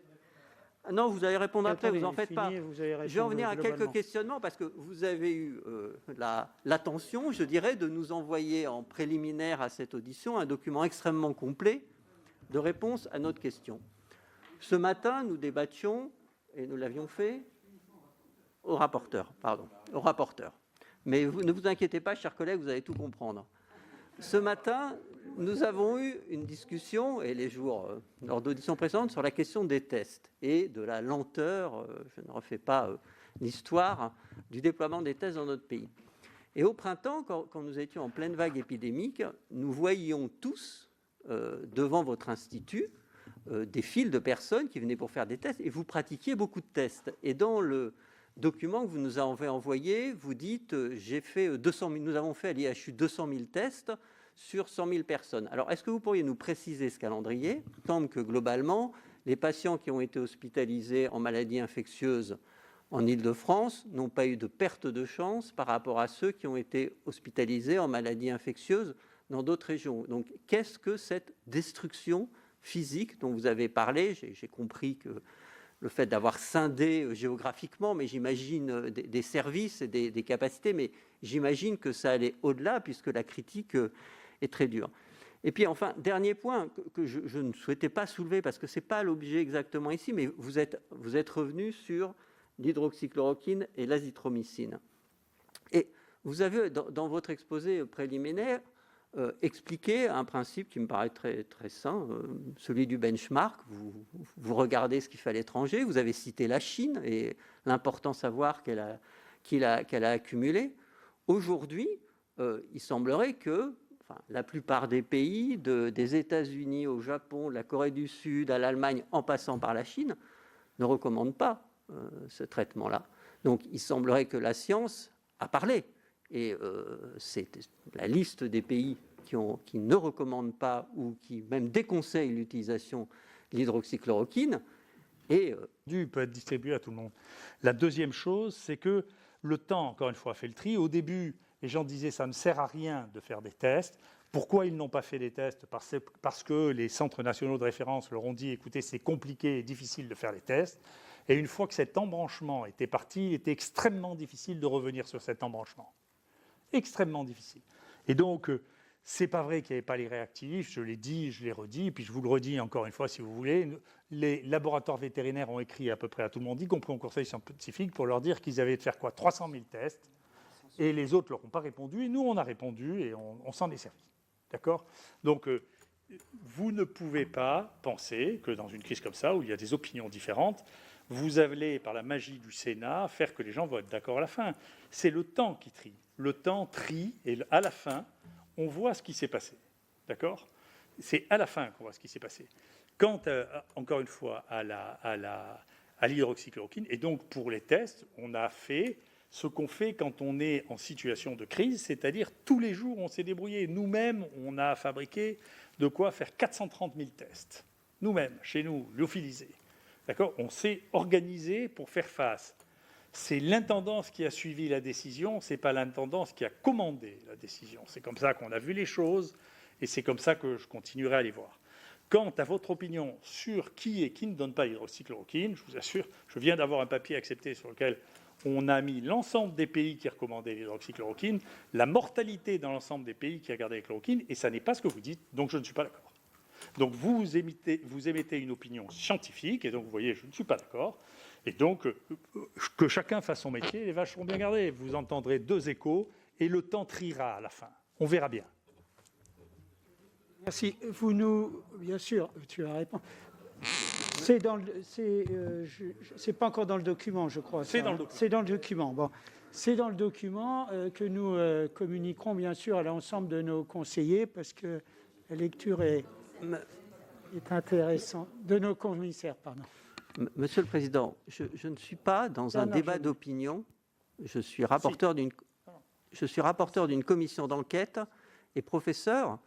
Je vais vous citer une liste incomplète d'ailleurs des pays qui actuellement, dont les autorités de santé déconseillent l'usage de l'hydroxychloroquine.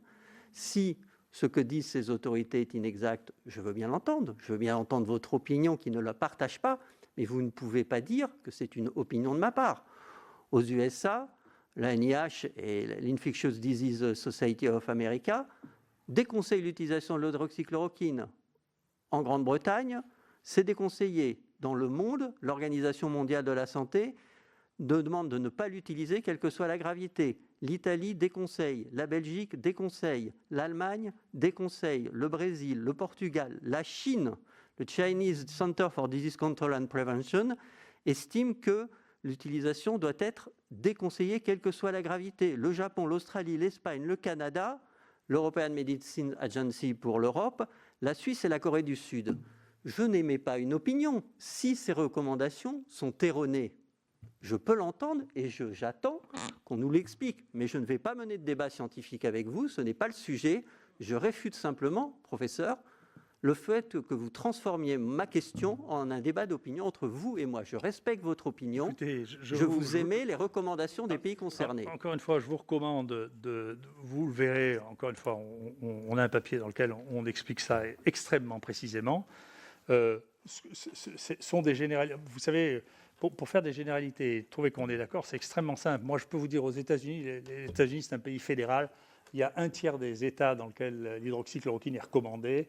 Il y a un tiers des États dans lesquels ils ne savent pas trop ce qu'il faut faire et un tiers des États qui suivent les recommandations de Fauci. C'est un pays fédéral.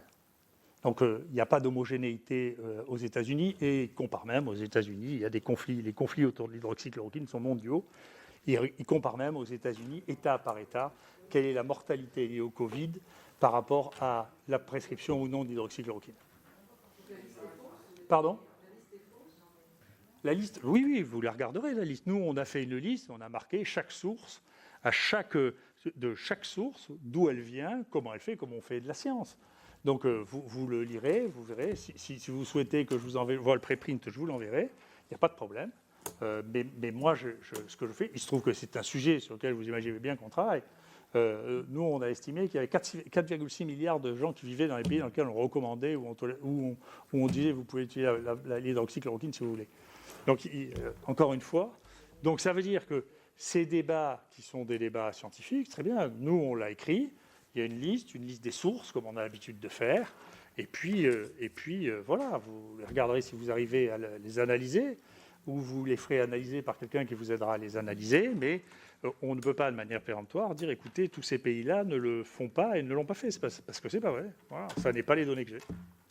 Merci. Il y avait la question sur les tests. Donc vous dites vous avez constitué vous-même, vous avez fait vous-même vos tests pour arriver à ce nombre, et puis vous les avez eus au niveau des laboratoires vétérinaires. Et ça n'a pas été très rapidement pris en compte sur le plan national, quoi. Il y a eu un retard là par rapport à Écoutez, ces moi, labos, non ? j'ai eu l'occasion de dire au président qui m'a confirmé quand je l'ai revu que la PCR était une chose extrêmement simple, qui ne posait pas beaucoup de problèmes et que tout le monde était capable de faire comme on le voit maintenant, d'ailleurs. À l'époque, il a été surpris et quand il est revenu, il m'a dit « Écoutez, c'est vrai, vous avez été le premier à me dire ça. On me disait que c'était un truc très compliqué qui pouvait être fait que dans les centres de référence. » Donc, il est parti. Hein ? C'est ce qu'on nous a régulièrement dit. Ouais. Donc, si vous voulez, là encore, je ne crois pas que quand on soit dans une situation comme ça, parce que je m'y suis déjà trouvé, si vous voulez, on puisse avoir un débat entre les gens qui disent, vous savez, c'est quand même la chose la plus simple du monde, parce que nous, on en faisait déjà l'année dernière 150 000 de PCR, et que l'ADN, c'est l'ADN, si vous voulez, et puis les gens qui disent, non, c'est très compliqué, et c'est très complexe, c'est le temps qui trie, et c'est pas ici et maintenant qu'on va trier tous les éléments qui sont liés à cette donnée. Pour l'autre question que vous posez, non, il faut regarder les morts. Vous les regarderez, les morts. Moi, je les connais, les morts. Je sais qui est mort, dans quelle ville, dans quelle région, et combien il y a eu de morts, et combien il y a eu de jeunes qui sont morts. Je le sais bien. Donc, je connais les résultats. Là aussi, il faut aller regarder les résultats. Et regarder les résultats. Je les ai publiés, d'ailleurs, les résultats. Et c'est ceux de Santé publique France, ce n'est pas les miens. Alors, il faut regarder, eh bien, il y a une surmortalité ici et dans l'Est qui est tout à fait spécifique, qui a quelque chose de particulier, avec une vraie surmortalité, et y compris dans des tranches d'âge où on n'a pas l'habitude d'avoir une surmortalité. Donc, si vous voulez, d'ailleurs, si en pratique, de ne pas traiter, de ne pas diagnostiquer les gens, c'était la même chose que quand on les traite et les diagnostics, on le saurait depuis le temps. Hein. Merci. Les questions des rapporteurs étant terminées, j'invite maintenant nos commissaires à poser des questions. J'ai déjà 3, 6, 3, 9, 11 inscriptions. Donc, je vais les prendre quelques-uns par quelques-uns et vous répondrez de façon collective en notant après de façon groupée. Merci d'avance. Martin Lévrier. Merci, Monsieur le Président. Merci, Monsieur le Professeur. Je vous rappelle simplement que nous, excusez-moi de t'avoir coupé, Martin, que nous devons finir nos travaux pour 17 heures. Pour 17 heures, hein, c'est bien cela. Voilà. Il est 16h13. Très Martin. bien. Donc, quelques questions, j'espère, rapides. La première, je reprends le début de cette pandémie. On est dans une pandémie. Arrive assez rapidement une controverse scientifique qui prend toute la place au niveau communication et presse. Et de cette controverse, on arrive même à un combat scientifique. Je ne suis ni médecin ni spécialiste et je suis avalé par ce combat, par cette inquiétude qui naît entre nous tous parce qu'on ne comprend pas tout. Et ça fait 4 mois que ce combat dure, perdure et continue.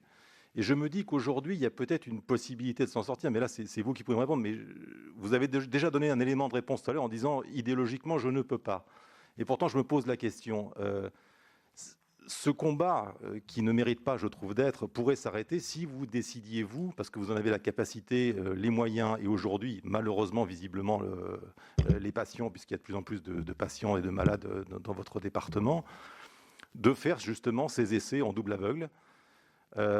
Parce que finalement, on se dit, je comprends votre principe de dire pas de placebo pour parce qu'il y a des gens qui ne vont pas être soignés, mais aujourd'hui, si vous avez raison, si vous aviez raison depuis le début, combien de patients n'ont pas été soignés parce que finalement, on a préféré l'idéologie à une tentative. Donc je vous pose vraiment cette question parce qu'elle me paraît tellement importante aujourd'hui de se dire, si vous avez raison, professeur, c'est tellement important aujourd'hui, si vous avez raison, est-ce que l'idéologie est supérieure à le fait d'avoir raison? Donc voilà ma première question. La deuxième concerne indirectement, cela aussi, c'est la communication. Est-ce qu'aujourd'hui, la communication n'a pas pris le pas sur le vrai travail scientifique et sur ce besoin de controverse qui est indispensable, je pense, dans le monde scientifique, mais comme partout ailleurs, et qu'aujourd'hui, on n'est plus dans la controverse, mais dans le combat? Et comment on sort de ce débat pour avancer, pour permettre au monde entier de s'en sortir, parce que c'est un sujet mondial, ce n'est pas un sujet franco-français. Et écoutez, ce sera tout pour le moment, parce que j'avais une autre question, mais je l'ai perdue. Voilà. Merci. Damien Regnard. Merci, Président. Bonjour, professeur. Je suis sénateur des Français établis hors de France. Vous bénéficiez d'une grande renommée et d'une reconnaissance parmi les 3,5 millions de Français qui vivent à l'étranger. Je voulais vous poser une question. Cette pandémie a débuté en Asie, a touché à peu près simultanément l'Europe et l'Amérique du Nord, puis l'Amérique latine. Au mois d'avril, du Quai d'Orsay, en passant par de nombreux experts, des projections catastrophiques étaient annoncées sur l'Afrique. Certains pays, on avait même le nombre de respirateurs, je pense entre autres à l'Éthiopie, par centaines ou par millions d'habitants. On avait le Mali, on avait l'Égypte et un certain nombre de pays qui, finalement, n'ont pas connu ces vagues aussi importantes que dans d'autres territoires. Vous-même, Français de l'étranger, vous connaissez très bien l'Afrique, et le Sénégal en particulier, et j'aimerais savoir pourquoi et comment vous expliquez que cette catastrophe annoncée n'a pas eu lieu, et quel est votre diagnostic. Et enfin, une dernière question très rapide.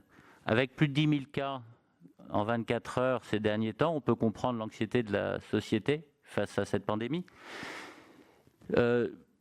Si vous aviez 3 recommandations à faire, quelles seraient-elles? 3 recommandations, quelles seraient-elles? Et comment voyez-vous l'évolution de cette pandémie dans les 2 mois qui viennent, puisque c'est là qu'on nous annonce aussi, selon les sources, des avis très divergents. Merci. Merci. Roger Carucci.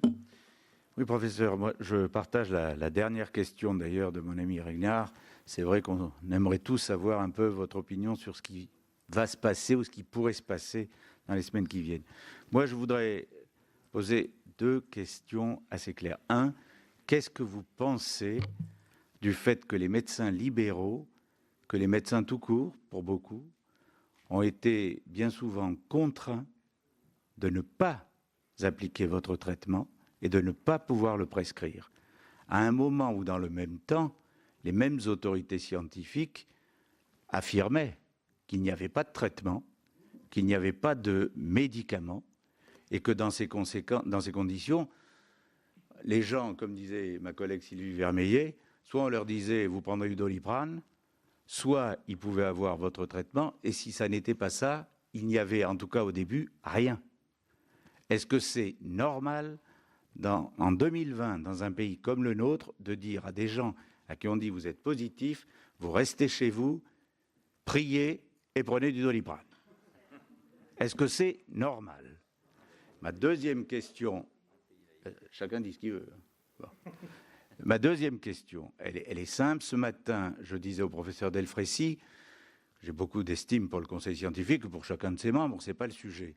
Mais la réalité, elle est quand même que l'autorité du conseil scientifique ne semble pas toujours être suivie par le gouvernement. Ce qui veut dire qu'on a institutionnalisé un débat sûrement passionnant entre scientifiques, médecins, dans les médias et ailleurs, mais qui en réalité est extrêmement anxiogène pour la population. Est-ce que dans ces conditions-là, vous pensez que le conseil scientifique tel que défini, avec les missions qui sont les siennes, a encore du sens aujourd'hui? Olivier Henno. Oui, merci professeur pour vos propos. Moi j'ai une question qui est en prolongement avec le débat de ce matin. Ce matin, on nous a dit le système de santé français n'était pas prêt. Alors, on a eu quelques explications un peu complexes, un peu floues, parmi lesquelles, oui, notre système de santé, il est trop curatif. Alors, ma question, elle concerne votre diagnostic par rapport à notre système de santé. Pourquoi nous n'étions pas prêts? Moi, je pense que ça n'est pas seulement une question de moyens, puisque notre pays consacre un certain nombre de moyens à son système de santé. Je pense que c'est plus une question d'organisation. Et d'ailleurs, on nous a dit aussi que parmi les pays qui étaient mieux préparés, il y avait l'Allemagne. Et puis, je m'interroge aussi sur le fait que notre système, comme beaucoup de choses en France d'ailleurs, est souvent un peu trop corporatiste. Et donc, je voulais votre diagnostic sur toutes ces questions. Je vous remercie. Merci, le docteur Rapin. Oui, professeur, président, merci. Deux questions très rapides parce que vous y avez répondu en partie déjà. Néanmoins, je voudrais quelques précisions. Sur la première, elle concerne la relation à la Chine. Ce matin, le professeur Delfraissy, au nom du Conseil scientifique, nous disait que les informations qu'il avait eues, même en échange direct avec les Chinois, sous l'œil bienveillant de l'OMS, nous faisaient comprendre dans ses propos qu'il n'avait qu'une confiance très très réservée sur ce que les Chinois nous apportaient, aussi bien en termes scientifiques que cliniques, et qu'il doutait fort de beaucoup de leurs propos. Quant à vous, effectivement, vous êtes appuyé au départ, quand vous avez lancé le processus chloroquine, en disant voilà, c'est peut-être la solution. Et aujourd'hui, moi, je n'ai pas un regard assez pertinent, ni même assez global pour juger de l'efficacité ou non. Mais en tout cas, vous êtes appuyé sur les expertises chinoises pour dire voilà, en Chine, il y a quelque chose qui marche, eh bien, testons-le en France. Donc, je voudrais savoir quelle est en fait cette relation et cette différence entre les apports du Conseil scientifique et puis ce que vous avez décrété. Puis, deuxièmement, je voudrais qu'on revienne sur la mutation et les souches. Vous nous dites, effectivement, il y a de plus en plus de souches. En tout cas, c'est ce que vous constatez, c'est ce que j'ai cru comprendre dans votre exposé. Mais ce qui fait les souches, c'est les mutations du virus. Les différentes souches de virus qu'on rencontre, elles proviennent de la mutation du virus, qu'elles soient ou non plus pathogènes, plus virulentes, mais en tout cas, elles viennent de là. Donc, ce qu'on voudrait savoir simplement, parce que tous les gens qui nous écoutent, c'est ce qu'ils entendent à la radio ou à la télé, le virus mute-t-il, oui ou non? Parce que ce matin, on nous a dit non.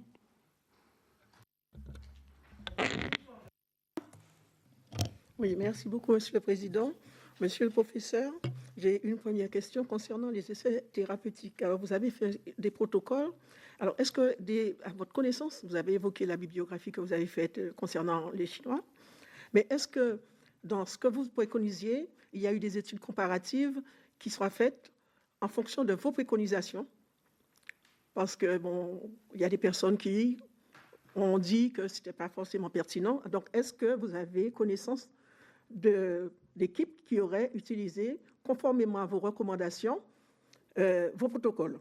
La deuxième chose, la liberté de prescrire a été mise en cause dans notre pays. Alors, pensez-vous qu'il y a eu des pertes de chance liées à cette liberté et à cette obstruction? La dernière chose alors ça concerne également les mutations.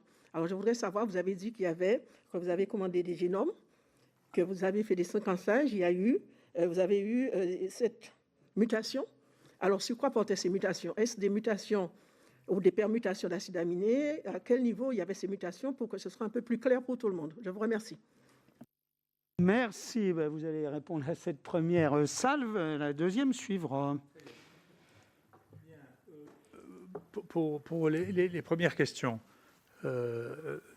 si vous voulez, je suis content que vous me posiez cette question, mais je me demande pourquoi vous ne la posez pas au ministère de la Santé, parce que c'était pas compliqué de dire, parce qu'il y a des gens qui adorent faire des essais, pourquoi ils n'ont pas fait un essai hydroxychloroquine azithromycine contre placebo? Je ne comprends pas. Donc globalement, si vous voulez, et c'est un des reproches majeurs que j'ai fait pour ce conseil scientifique, c'est que tous les essais avaient été décidés avant qu'il y ait la moindre réunion du conseil scientifique. Il n'était question que du Redemsivir et du Lopinavir, jamais l'hydroxychloroquine qui était le seul pour lequel on avait des données préliminaires, et qu'il n'y a jamais eu d'organisation. Le comité scientifique n'a pas été, c'est une des raisons pour lesquelles je me suis mis en retrait de ce conseil scientifique. Ce conseil scientifique n'a jamais piloté quoi que ce soit dans la recherche sur le Covid. Rien. Et donc, qui c'est qui a apporté les données pour savoir que les enfants n'étaient pas infectés? C'est nous. Toutes les données que vous avez là, ça m'amuse beaucoup que les gens parlent de maintenant, qui découvrent que les CT n'ont pas tous la même valeur. Ça fait 2 mois et demi qu'on l'a écrit, nous, quand même. Hein. Donc le débat, il est 7 semaines, là. D'accord? Donc ça, c'est des choses que le pilotage de l'État aurait dû faire. Il aurait dû dire, écoutez, dites-nous quelles sont les limites du CT, dites-nous quelle est l'incidence dans les différentes couches de population, dites-nous quelle est l'incidence chez les patients symptomatiques et asymptomatiques. Ça, c'est du pilotage. D'accord? Et ce pilotage, c'est le conseil scientifique qui doit le faire. Et je peux vous le dire, j'ai écrit très tôt en disant, écoutez, ce conseil scientifique ne peut pas piloter une recherche de crise et j'ai fait des propositions dont je me suis ôté parce que je pensais que, et je continue à penser que je suis plus utile à faire ça sur place parce que les décisions à prendre tous les jours et que je me sens à tort ou à raison capable de le faire. Mais j'ai proposé des gens qui faisaient des centaines de milliers de PCR. Je peux vous dire, j'ai proposé le prof de Toulouse et celui de Créteil. J'ai proposé des gens qui connaissaient parfaitement la pharmacopée, la pharmacologie, qui n'auraient jamais validé l'idée que l'hydroxychloroquine était un poison mortel. Donc il y avait des gens qui étaient capables de mener une véritable politique scientifique. Ce conseil scientifique n'était pas fait de gens qui étaient capables de mener une politique scientifique. Donc je l'ai dit, je l'ai exprimé au président de la République et au Premier ministre. Je ne peux pas faire plus. Voilà. Donc, je regrette. Effectivement, il fallait faire une politique, très bien, en disant, écoutez, puisque c'est comme ça, vérifiez ce que dit Raoult, il a quelques éléments préliminaires, il commence à les traiter comme ça, faites-le. Pour répondre à votre question sur l'efficacité, oui, avant que ce soit interdit dans les EHPAD, nous avons commencé à faire une étude qui est là aussi online, que vous pouvez regarder dans les EHPAD, sur lequel nous avons une baisse de 50% de la mortalité dans les EHPAD dans lesquels on a pu traiter les gens par rapport aux endroits où on n'a pas pu les traiter. C'est-à-dire qu'on est passé de 27 à 14%. C'est nos données aussi, il faut les regarder. Voilà. Puis il faut faire pareil plutôt que de dire dans les EHPAD on ne fait rien. Donc je pense, il y a encore le temps, il y a encore des malades, je pense que les gens qui se posent la question, moi je ne me pose pas la question, ce n'est pas à moi qu'il faut la poser la question. Et non seulement je ne me la pose pas, mais là non plus, il ne faut pas vivre dans des mythes trucs. Il y a un énorme papier qui est sorti aux États-Unis dans l'American Journal of Medicine qui explique où est la place de l'hydroxychloroquine, d'après eux, en particulier au départ, du fait de son rôle contre les facteurs qui entraînent la coagulation. La coagulation est en partie due à la sécrétion d'auto-anticorps, anticorps anti-phospholipides, qui sont les mêmes anticorps qu'on trouve dans le lupus, et c'est la raison pour laquelle on donne l'hydroxychloroquine dans le lupus. Donc tout ça sont des éléments, là aussi, c'est intéressant de parler de science. Donc tout ça, c'est des éléments dont on a la réalité. Maintenant, vous parlez de communication. La communication, personnellement, je pense, et j'ai toujours pensé que la manière dont on voyait les choses, on partait dans le mur. C'est ce que je pense. Donc moi, je n'ai jamais porté d'opinion, à part quand vous me le demandez, dans une situation officielle, sur la politique du gouvernement. Je n'ai fait que donner des chiffres et les données que nous avions et que nous étions les seuls à avoir dans ce pays, et parfois les seuls à avoir au monde. D'accord ? Je n'ai fait que ça. Donc, et vous les avez. Je suis désolé, je pensais qu'on le transmettrait à tout le monde. Vous savez, je vous en ai mis 4 pages de résultats de ce que nous faisons. Et qui est officiel, encore une fois. On ne peut pas tricher avec ça. Enfin, c'est des folies, il n'y a qu'à les regarder. D'accord ? Donc, encore une fois, et qui plus est, c'est vrai que cette même communication que j'ai faite, peut-être que vous trouvez qu'elle est nuisible, mais il y a une quantité de pays qui l'ont utilisée, cette communication, pour prendre des mesures, et pour prendre des mesures qui ont été fonctionnelles. Moi, j'ai des amis en Algérie, je vous assure, qui testaient plus que ce qu'on teste en France à ce moment-là. D'accord ? Parce qu'ils avaient compris qu'il fallait tester. D'accord ? Donc, il ne faut pas me sortir l'Angleterre, il est sorti des papiers aux États-Unis et en Angleterre sur les meilleurs journaux du monde où les gens affirmaient qu'un traitement avait marché ou pas marché sans même avoir fait un test biologique. Donc, il y a un phénomène de déroute qui n'est pas que français. Hein. Il y a un vrai phénomène dedans qui est, écoutez, où est-ce qu'on va ? Où est-ce qu'on va ? Et pour revenir, je m'excuse pour les Chinois qui étaient posés pour une autre question. Pourquoi moi je pense que ça des Chinois ? Les Chinois sont actuellement les seuls compétiteurs que nous ayons sur la science que nous faisons sont tous en Extrême-Orient. Voilà. C'est Taïwan, c'est la Chine, c'est la Corée du Sud. C'est eux qui ont actuellement, si vous voulez savoir les infections respiratoires, les plus grandes séries du monde sont toutes là. Ils ont pris une approche extrêmement pragmatique, extrêmement moderne. Et nos concurrents, c'est eux. Et à chaque fois, je peux vous dire, des choses qu'on essaie de faire actuellement, faire du séquençage direct d'infection du cerveau ou d'infection du cœur.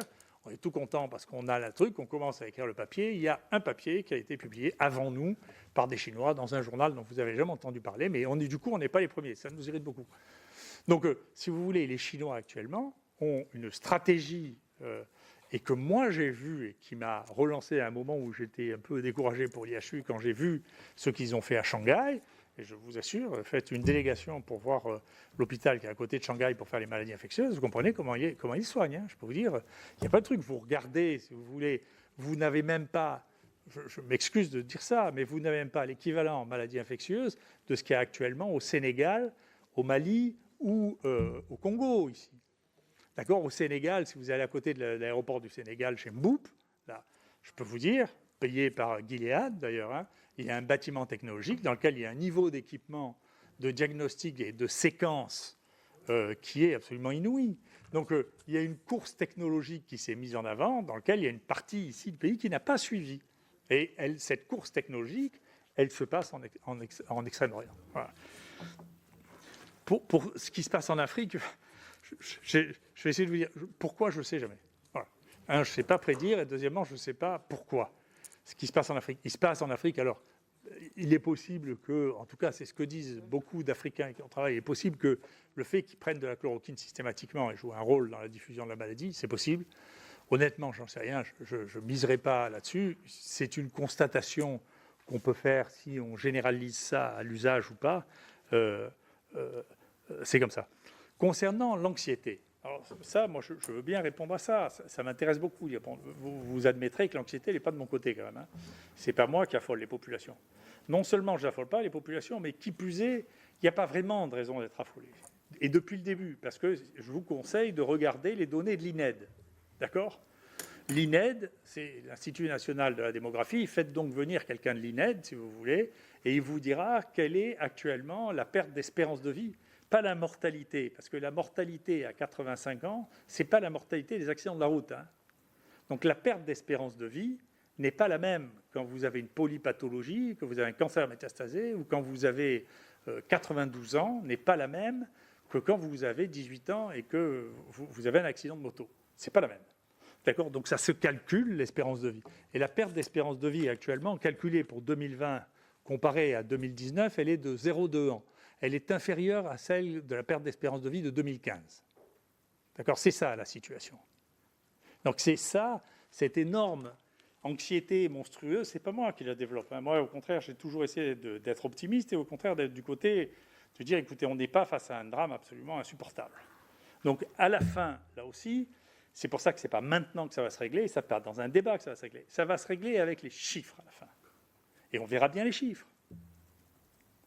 Et on verra bien les chiffres. Donc moi, je les vois maintenant, les chiffres, je les suis de manière très précise, parce que ça m'intéresse, parce que je vous ai dit, je suis empirique, donc ça m'intéresse de regarder les données chiffrées, de les analyser, de les comprendre. Et pourquoi la grippe qui a tellement tué dans l'année 2015, on s'en est fichu, et pourquoi, et qui a tué plus que ce que ça va tuer cette année, sauf s'il se passe des choses absolument imprévisibles pour moi. Pourquoi ? C'est parce que d'un coup, c'était la terreur que tout le monde attendait et qui allait arriver. C'est comme ça. Voilà. Moi, j'ai essayé, là aussi, de vous donner des données comparatives par rapport aux désastres du passé. Ce n'est pas le même désastre pour une simple raison, c'est qu'effectivement, ce n'est pas le même âge qui meurt. Donc, je dis, il y a 50% des gens qui sont morts qui avaient plus de 85 ans et 72%, je crois, qui avaient plus de 80 ans. Et donc, dans les pays européens, plus de 90% avaient plus de 60 ans. Donc ce qui s'est passé, c'est tous les ans, les gens qui sont sur un équilibre précaire, les circonstances font que ces gens qui ont un équilibre précaire tombent du mauvais côté des choses. Et donc c'est ça que nous voyons essentiellement. Et là, depuis les épisodes où je vous ai donné, tous les morts qui se sont produits depuis 3 mois sur ces données-là, voilà, vous voyez, et donc vous voyez les données d'âge. Là, chez nous, je vous dis, le mort le plus jeune jusqu'à la Pote d'Or avait 58 ans. Là, malheureusement, il y a une dame qui est dans un état absolument épouvantable, qui est venue mourir, qui avait 54 ans, qui a été refusée en réanimation. Son état physiologique de base était trop mauvais. Mais globalement, si vous voulez, la perte, et on n'a pas calculé, vous savez, il y a des calculs très complexes qui s'appellent les DALI, qui rajoutent les polypathologies à l'âge. Vous voyez, la perte d'espérance de vie va être extrêmement mineure à la fin de l'année. Donc, ce n'est pas moi qui développe l'anxiété, je l'ai dit encore la semaine dernière. Donc, ce n'est pas moi qui développe l'anxiété. Donc, l'interdiction de prescrire, tout le monde sait mon opinion dessus, si vous voulez. Mais là encore, je ne vois pas comment on aurait pu avoir un débat serein quand, en espace d'une demi-journée, le ministère et l'OMS s'est mis à dire on interdit partout l'hydroxychloroquine parce que ça tue les gens, pour un papier qui a été retiré 3 semaines après. Parce que c'était une bande de pieds nickelés qui avait écrit ce truc dont personne ne savait d'où il sortait. Donc c'est pas moi qui raconte des bêtises quand même. Enfin, au bout d'un moment, il faut revenir sur Terre. C'est pas moi qui raconte des bêtises. Hein. Qu'on puisse penser, qu'on puisse avoir la pensée que ce truc est vrai, quand on parle d'un médicament qui a été donné à 2 milliards d'habitants, ça veut dire qu'au bout d'un moment, on a une déconnexion des deux parties de son cerveau, qu'il y en a une qui est devenue guerrière et symbolique, et puis l'autre qui est restée pragmatique ou pas, d'ailleurs. Mais ce n'est pas les mêmes parties, d'accord? Il y a quand même, pour réussir à vous faire avaler un truc comme ça, il en faut quand même, hein. Je m'excuse, mais tous ceux qui ont cru un truc pareil, c'est quand même spectaculaire, hein. Et pourquoi les Africains se foutaient de notre gueule, quand même? C'est parce qu'ils disent, attends, ils sont en train de nous dire qu'ils sont tous en train de mourir. Alors, moi, de la chloroquine, j'en bouffais à l'âge de 2 ans en Afrique. On avait ça sur la table et tout le monde bouffait son comprimé de chloroquine. Attendez, c'est peut-être pour ça que je ne crains pas la chloroquine. Donc, Pardon? Vous avez dû répondre à peu près à tout, non? Attendez, j'ai tout marqué. Après, qu'est-ce qui ne marche pas? Qu'est-ce qui ne marche pas dans notre système de santé? Là aussi, il faut regarder les données chiffrées, ce que je vous suggère. Il y a un truc qui est très bien fait, qui s'appelle Health at Glance, qui est publié par l'OCDE tous les ans. D'accord? Et c'est très bien, il faut regarder ces chiffres. Ce n'est pas moi non plus les chiffres. Hein. Il faut les regarder, et vous regarderez quelles sont les différences qu'il existe entre la France et les autres pays en termes de mortalité, en termes d'efforts financiers. Donc il y a un effort financier considérable de la France. La France, c'est un des pays qui met le plus d'argent possible dans la santé. Mais c'est un de ceux qui a le moins de médecins, qui a les médecins les plus vieux, et ça, c'est l'État qui a voulu ça. La limitation par le numerus clausus pendant 30 ans, ce n'est pas ce gouvernement, c'est l'État qui a voulu ça. Donc il a limité le nombre de médecins d'une manière drastique. Maintenant, nous avons les médecins les plus vieux d'Europe, j'en fais partie. Nous n'avons pas assez de médecins. Les médecins hospitaliers gagnent moins d'argent. Ce n'est pas le cas des universitaires. Un double salaire, on gagne bien notre vie. Mais les médecins hospitaliers sont moins bien payés en moyenne en France que s'ils sont payés dans les autres pays de l'OCDE, que dans la moyenne de l'OCDE. D'accord ? Le niveau d'équipement en France est inférieur à celui de la moyenne des pays de l'OCDE, des grands équipements. D'accord ? Et donc, vous avez la question, vous avez la réponse. Moi, je ne veux pas débattre de ça non plus. Il y a les chiffres, il n'y a qu'à les regarder. Vous pouvez le télécharger sur Internet. Ça s'appelle Human Health at Glance. Tous les ans, l'OCDE publie les données chiffrées qui leur sont transmises. Comme pour la mortalité, si vous voulez savoir la mortalité, vous regardez Euromomo, je suis désolé, c'est un nom un peu ridicule, ça s'appelle Euromomo, c'est toutes les données de tous les pays européens de mortalité au fil de l'eau. Donc il suffit de les regarder. Est-ce qu'il manque quelque chose? Sur les mutations, donc vous aviez des précisions demandées par... Les mutations, bien sûr, les virus tout mute tout le temps. Voilà, c'est comme ça. À chaque fois, en réalité, les mutations, c'est lié au fait que vous faites une copie de quelque chose.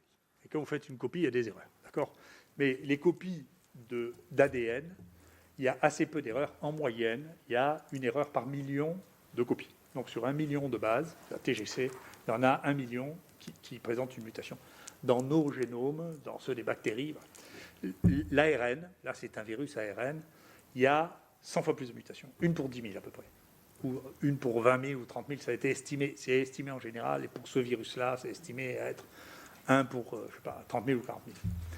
Donc ces mutations-là, parfois, sont des mutations dont on ne voit pas, qu'on appelle synonymes, c'est-à-dire qu'elles n'entraînent pas un changement d'acide aminé, ce qui ne veut pas dire qu'elles ne changent pas.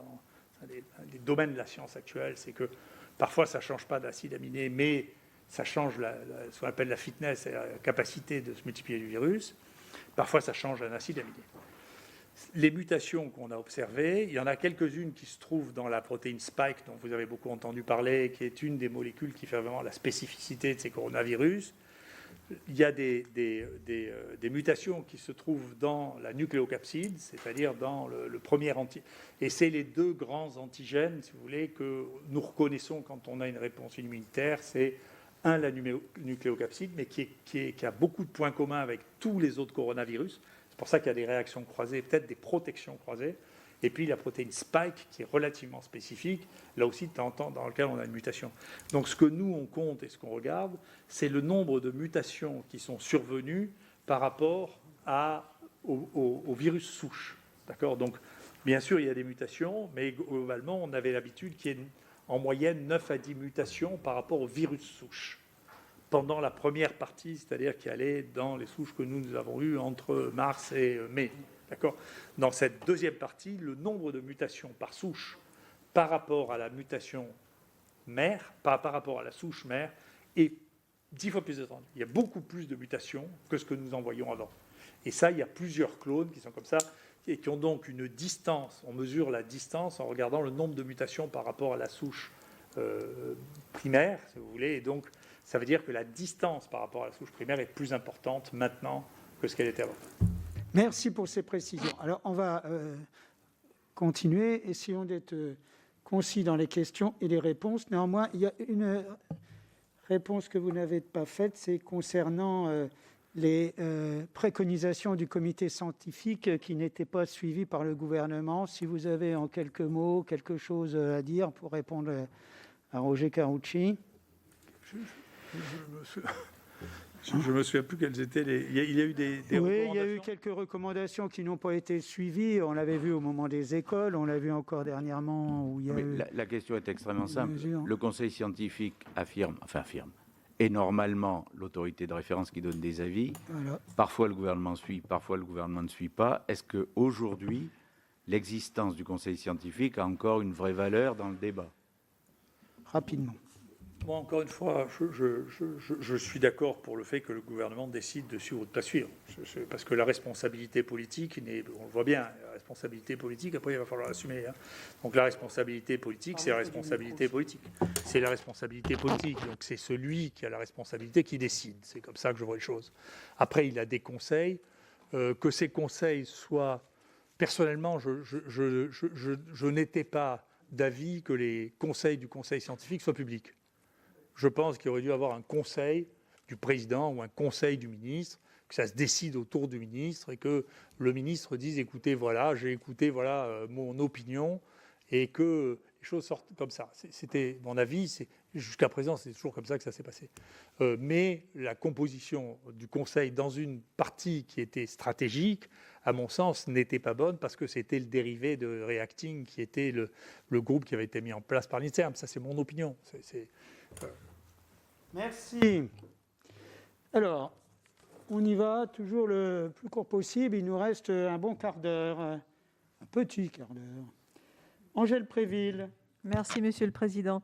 Donc, professeur, j'ai d'abord une question qui vient à la suite de ce que vous venez de nous dire sur la mutation du virus. Donc, il y a des mutations, mais je pense que dans l'inconscient collectif, on parle de mutation quand le virus devient beaucoup plus dangereux. Enfin, on sous-entend que... Alors, est-ce que dans toutes ces mutations, est-ce que dans les occurrences, vous voyez arriver, par les connaissances que vous avez, qu'à un moment donné, il risque de devenir beaucoup plus virulent, c'est-à-dire beaucoup plus dangereux? Deuxième question, alors sur les essais. Alors, vous avez évoqué les raisons éthiques, voire morales, qui font que vous n'avez pas voulu avoir recours à des placebos parce qu'on était dans une période de crise avec une maladie très grave puisqu'elle peut provoquer des décès. Alors, est-ce que il vous semble, est-ce qu'il y a des choses là-dessus sur le fait que quand on est en crise, on ne fait pas d'essais visiblement parce que effectivement les arguments que vous avez peuvent s'entendre et puis parce que on a souvent dit que l'effet placebo c'était l'homéopathie, etc. Donc pour des choses, de la petite bobologie peut-être. Alors qu'est-ce que vous pouvez nous dire sur l'effet placebo? Parce que peut-être ce serait intéressant de savoir. Après, une autre question. Vous avez évoqué la création de centres anti-infectieux. Est-ce que vous sous-entendez que votre structure à Marseille en est une?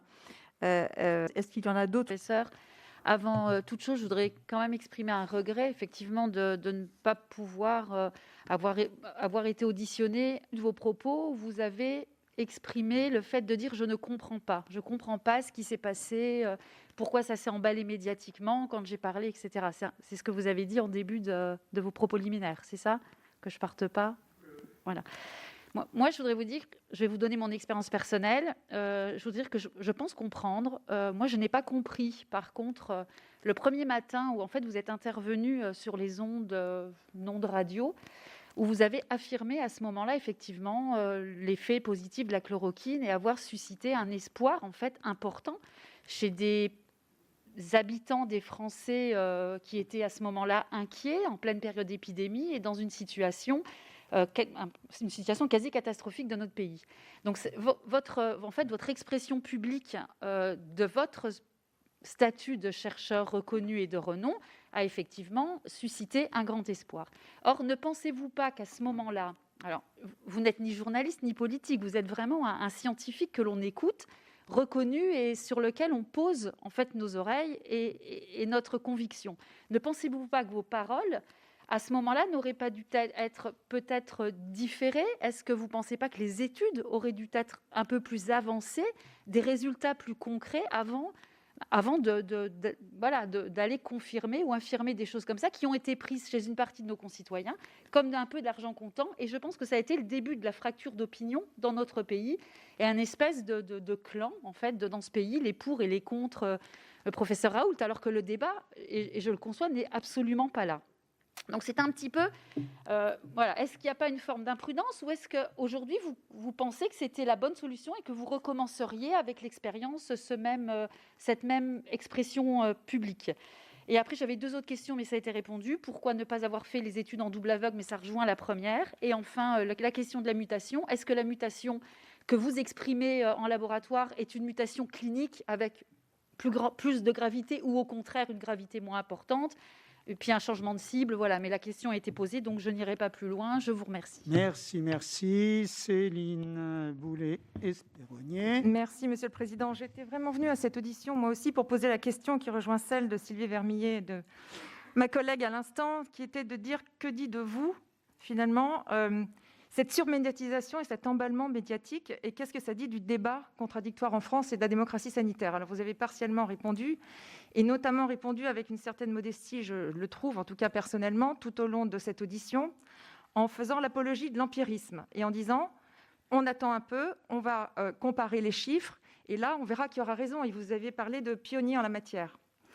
En tout cas, puisqu'il s'agit souvent, lors de nos auditions, de retour d'expérience, je note qu'il y a une grande confusion qui règne dans la tête de nos compatriotes français, puisque en attendant les chiffres et de savoir qui aura raison, le retour d'expérience qui était censé rassurer tout le monde en disant on a vécu une première crise majeure, on saura gérer un deuxième rebond, pour l'instant, crée cette confusion et peut-être cette inquiétude. Et on le voit quand on interroge sur la mutation du virus, en fait, on a des réponses qui sont totalement contradictoires. Donc moi, j'ai maintenant 3 toutes petites questions précises. La première, on a beaucoup parlé donc de mutation du virus, mais est-ce que vous sauriez nous dire où en est l'état de nos connaissances quant aux malades qui ont été symptomatiques? Vous disiez très justement qu'au début, il y avait peu d'anosmie et d'agueusie. Il y en a eu beaucoup plus après. Est-ce que ces malades-là peuvent avoir une évolution de leurs séquelles, par exemple être atteints à vie ou durablement dans leur perte d'anosmie agueusie? Ça, c'est une première question rapide. La deuxième, je ne crois pas que vous ayez répondu à notre collègue rapporteur Bernard Jomier quand vous avez dit de manière très forte qu'en matière infectieuse, il y avait une destruction physique de l'organisation des maladies infectieuses. Qui est à l'origine de cette destruction et pourquoi? Et enfin, une dernière question rapide. Lorsque vous aviez été interrogé récemment pour savoir ce que vous pensiez du port du masque généralisé, vous avez répondu « je ne fais pas de politique ». Et vous avez eu une phrase tout à l'heure que j'ai trouvée forte aussi en disant « c'est l'intendance qui suit la décision ». Or, on en a parlé ce matin avec le comité scientifique. On a eu l'impression qu'au début, il n'y avait pas de port du masque généralisé parce qu'il n'y avait pas de masque. Maintenant, il l'est parce qu'on a des masques. Et je voulais savoir ce que vous pensiez de ça. Je vous remercie. Olivier Paccaud. Merci, Monsieur le Président. Professeur, ce matin, effectivement, les membres du Conseil scientifique, comme l'a dit Olivier Henno, ont évoqué l'impréparation de notre système médical pour faire face. Vous-même, ça vient d'être redit, dans votre propos liminaire, vous avez pointé du doigt la désorganisation, voire la déstructuration programmée, entre guillemets, du système de recherche épidémiologique de recherche. Est-ce qu'en fait, ce n'est pas plutôt une combinaison des deux qui a abouti à ce que l'on peut considérer quand même comme une hécatombe? Alors les chiffres sont plus ou moins variables. Vous avez dit vous-même tout à l'heure que c'était peut-être pas si dramatique que ça par rapport aux résultats de 2015, de la grippe de 2015. Je ne suis pas sûr que ça ne soit pas dramatique quand même. Par contre, ma question, elle va traiter de... Vous avez évoqué le benchmarking. Les résultats français sont loin d'être brillants. Il y a pire, il y a mieux. Ce matin, on a évoqué le cas de l'Allemagne, il y a quand même 10 000 morts, mais il y a quelques jours, dans ce même hémicycle, nous avons reçu les ambassadeurs de Corée du Sud, de Taïwan, et on a eu des chiffres qui sont tout à fait éloquents. 7 morts à Taïwan, 346 en Corée du Sud. Alors ma question, c'est, on a vu ce qu'ils ont fait eux. Vous, d'après vous, quand on veut éteindre un incendie épidémiologique, éviter qu'il se transforme en brasier, qu'est-ce que l'on doit faire immédiatement quand on n'a pas de vaccin?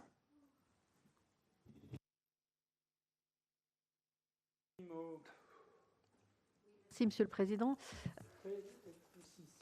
Je vais essayer, merci, mais simplement 2 questions. Vous avez dit tout à l'heure, c'est le temps qui fait le tri, et vous avez cité beaucoup de papiers. C'est vrai que vis-à-vis nous déjà, mais je pense les Français, c'est difficile quand même à comprendre, parce qu'on sait qu'il y a des papiers, vous en avez d'ailleurs, vous l'avez dénoncé, qui sont malheureusement publiés et qui sont faux. Et je pense que la confusion dont parlait ma collègue est quand même extrêmement importante, et que même s'il faut attendre le temps, c'est vrai que la science a quand même parlé sur un certain nombre de choses. Et comme Bernard Jomier et d'autres, moi je regrette qu'il n'y ait pas de confrontation, parce que comme on n'a pas de confrontation entre chercheurs, on vous voit dans les médias les uns pour, les autres contre. Et c'est vrai que ce matin, on parlait peut-être, au lieu du conseil scientifique, qui est peut-être une agence dédiée aux crises, et pas seulement d'ailleurs avec des scientifiques, mais aussi avec des chercheurs des sciences humaines et sociales. Et s'il y avait peut-être cette agence en France, peut-être que ça permettrait aussi aux Français de mieux comprendre, de moins avoir peur. Et je voudrais avoir un peu votre avis là-dessus. Et puis la deuxième question, ça rejoint d'ailleurs mon collègue David Assouline, c'est on n'a pas parlé du vaccin. Quelle est votre position aujourd'hui sur le vaccin? Merci. David Assouline, où la question est posée par... Je lui avais soufflé une question qui me venait à l'esprit, mais non, j'ai 2 questions brèves. La première, c'est, je reste perplexe parce que finalement, la polémique qui a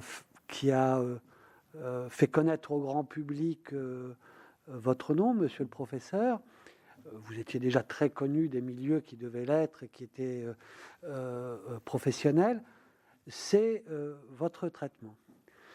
Je ne comprends pas que 6 mois après, on en reste à « il y a les pour et il y a les contre ». Moi, je pose la question, 6 mois après, même quand ça n'a pas été autorisé à la prescription, je connais du monde qui, parce qu'il n'y avait pas de traitement, se sont rués d'une façon ou d'une autre vers ce médicament. Il n'y a pas eu de résultat. Aujourd'hui, vous avez fait vos tests sur une centaine de personnes, vous défendez qu'il y avait des améliorations, mais maintenant, 6 mois après, c'est plus un débat, il n'y a rien de probant, enfin, je ne comprends pas. Ou sinon, qu'est-ce que vous dites à M. Macron? Vous lui dites qu'il interdit, et à tous ces scientifiques, à tous ces gens, notamment le comité scientifique, qui disent que ce n'est pas efficace. Il faut aller au bout. Vous les accusez de refuser un médicament qui empêcherait des cas de s'aggraver ou de soigner des Français. C'est ça, 6 mois après, ce n'est pas un débat des pour et des contre. Moi, j'ai beaucoup de critiques, je suis critique comme tout le monde. Donc je gobe pas tout ce que nous dit le gouvernement, les gens, les scientifiques. Mais là, à moins de me dire qu'il y a un complot, qu'on veut que des Français ne se soignent pas et meurent, je ne comprends pas la nature du débat. Et ma conclusion en question, parce que la seule façon pour moi de le comprendre, c'est que derrière le scientifique que vous êtes et le pragmatique que vous êtes, il y a peut-être quelque chose qui vient troubler, c'est l'idéologie. Qu'avez-vous de commun pour faire tribune commune bientôt avec M. Onfray, philosophe? Qu'avez-vous de commun à dire, ou sur la pandémie, ou sur la société? Je ne comprends pas. Merci. Jean Sol.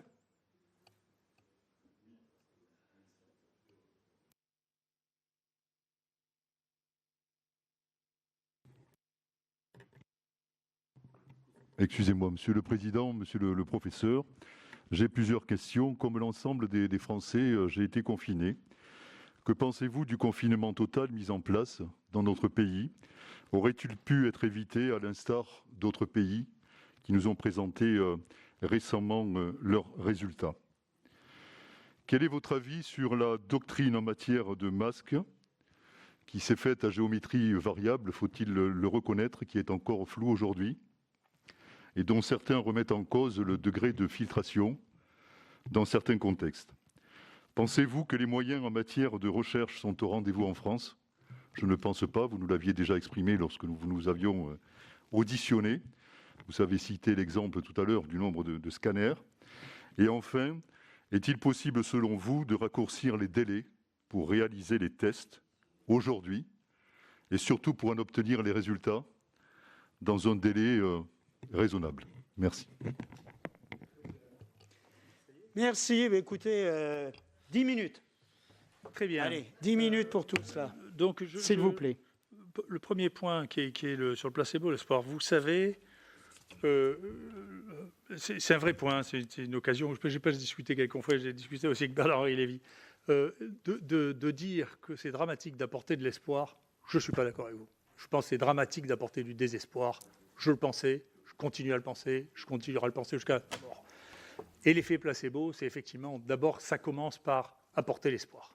Donc il y a une négligence de la connaissance de l'effet placebo scientifique qui est terrifiante.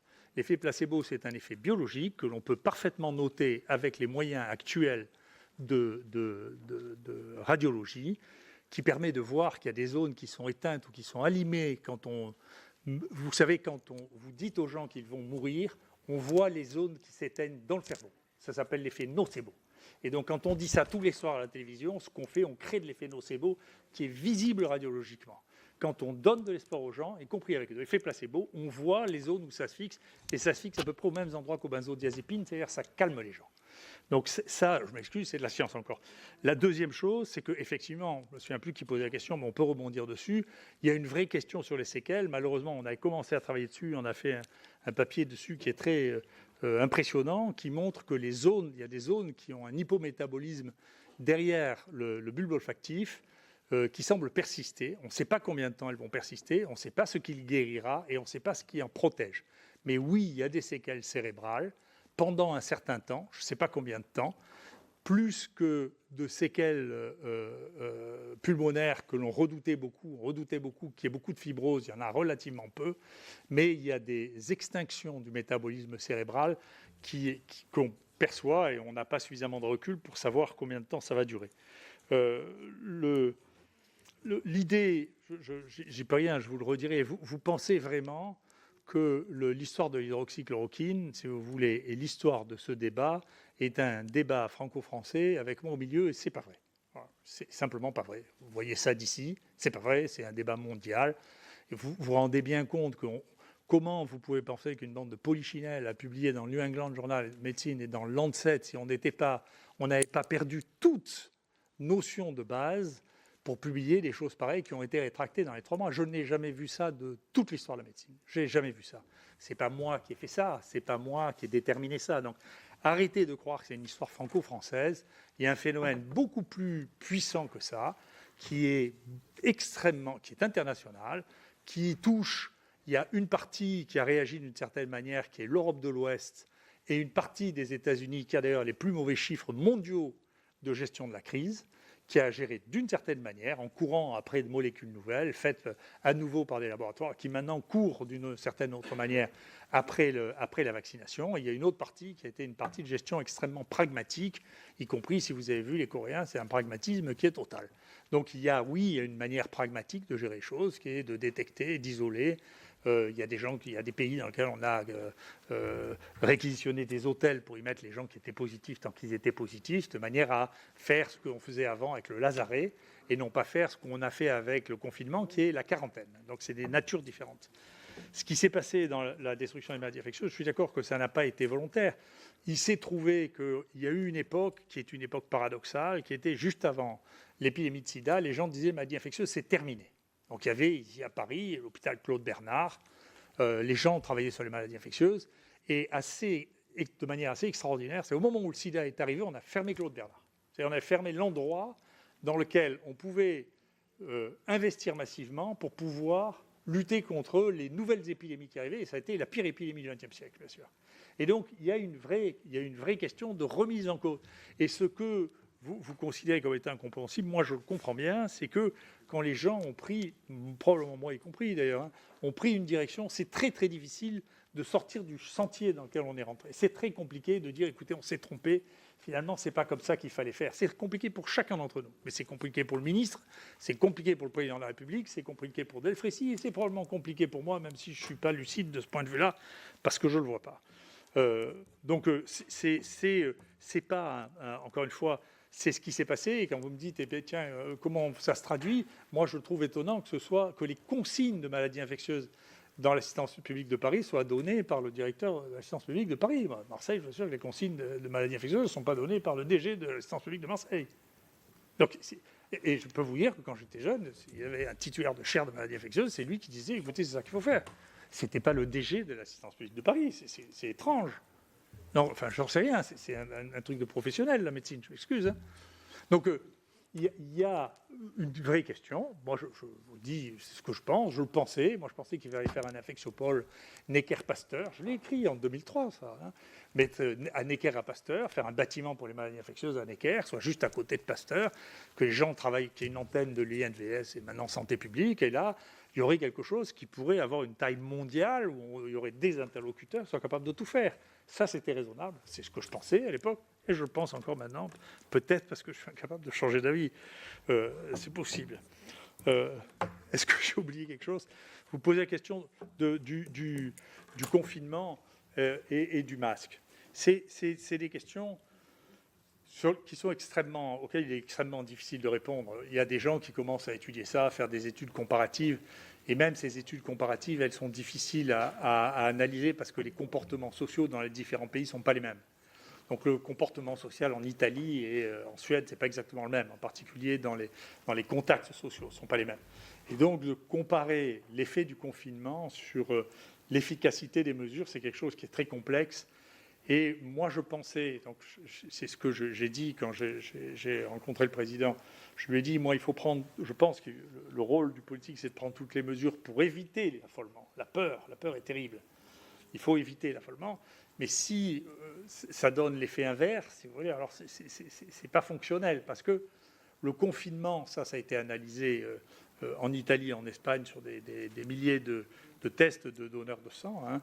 Le confinement n'a pas protégé les gens individuellement du risque d'infection. C'est-à-dire que les gens qui n'étaient pas, pour des raisons professionnelles, à part les métiers de santé, qui n'étaient pas confinés, étaient plutôt moins positifs que les gens confinés. Donc il n'y a pas de substrat scientifique individuel, ce qui ne veut pas dire que ce ne soit pas un choix de société à un moment donné, de dire, écoutez, plutôt que tout le monde soit affolé, s'inquiète et émigre, si vous voulez, il vaut mieux les confiner.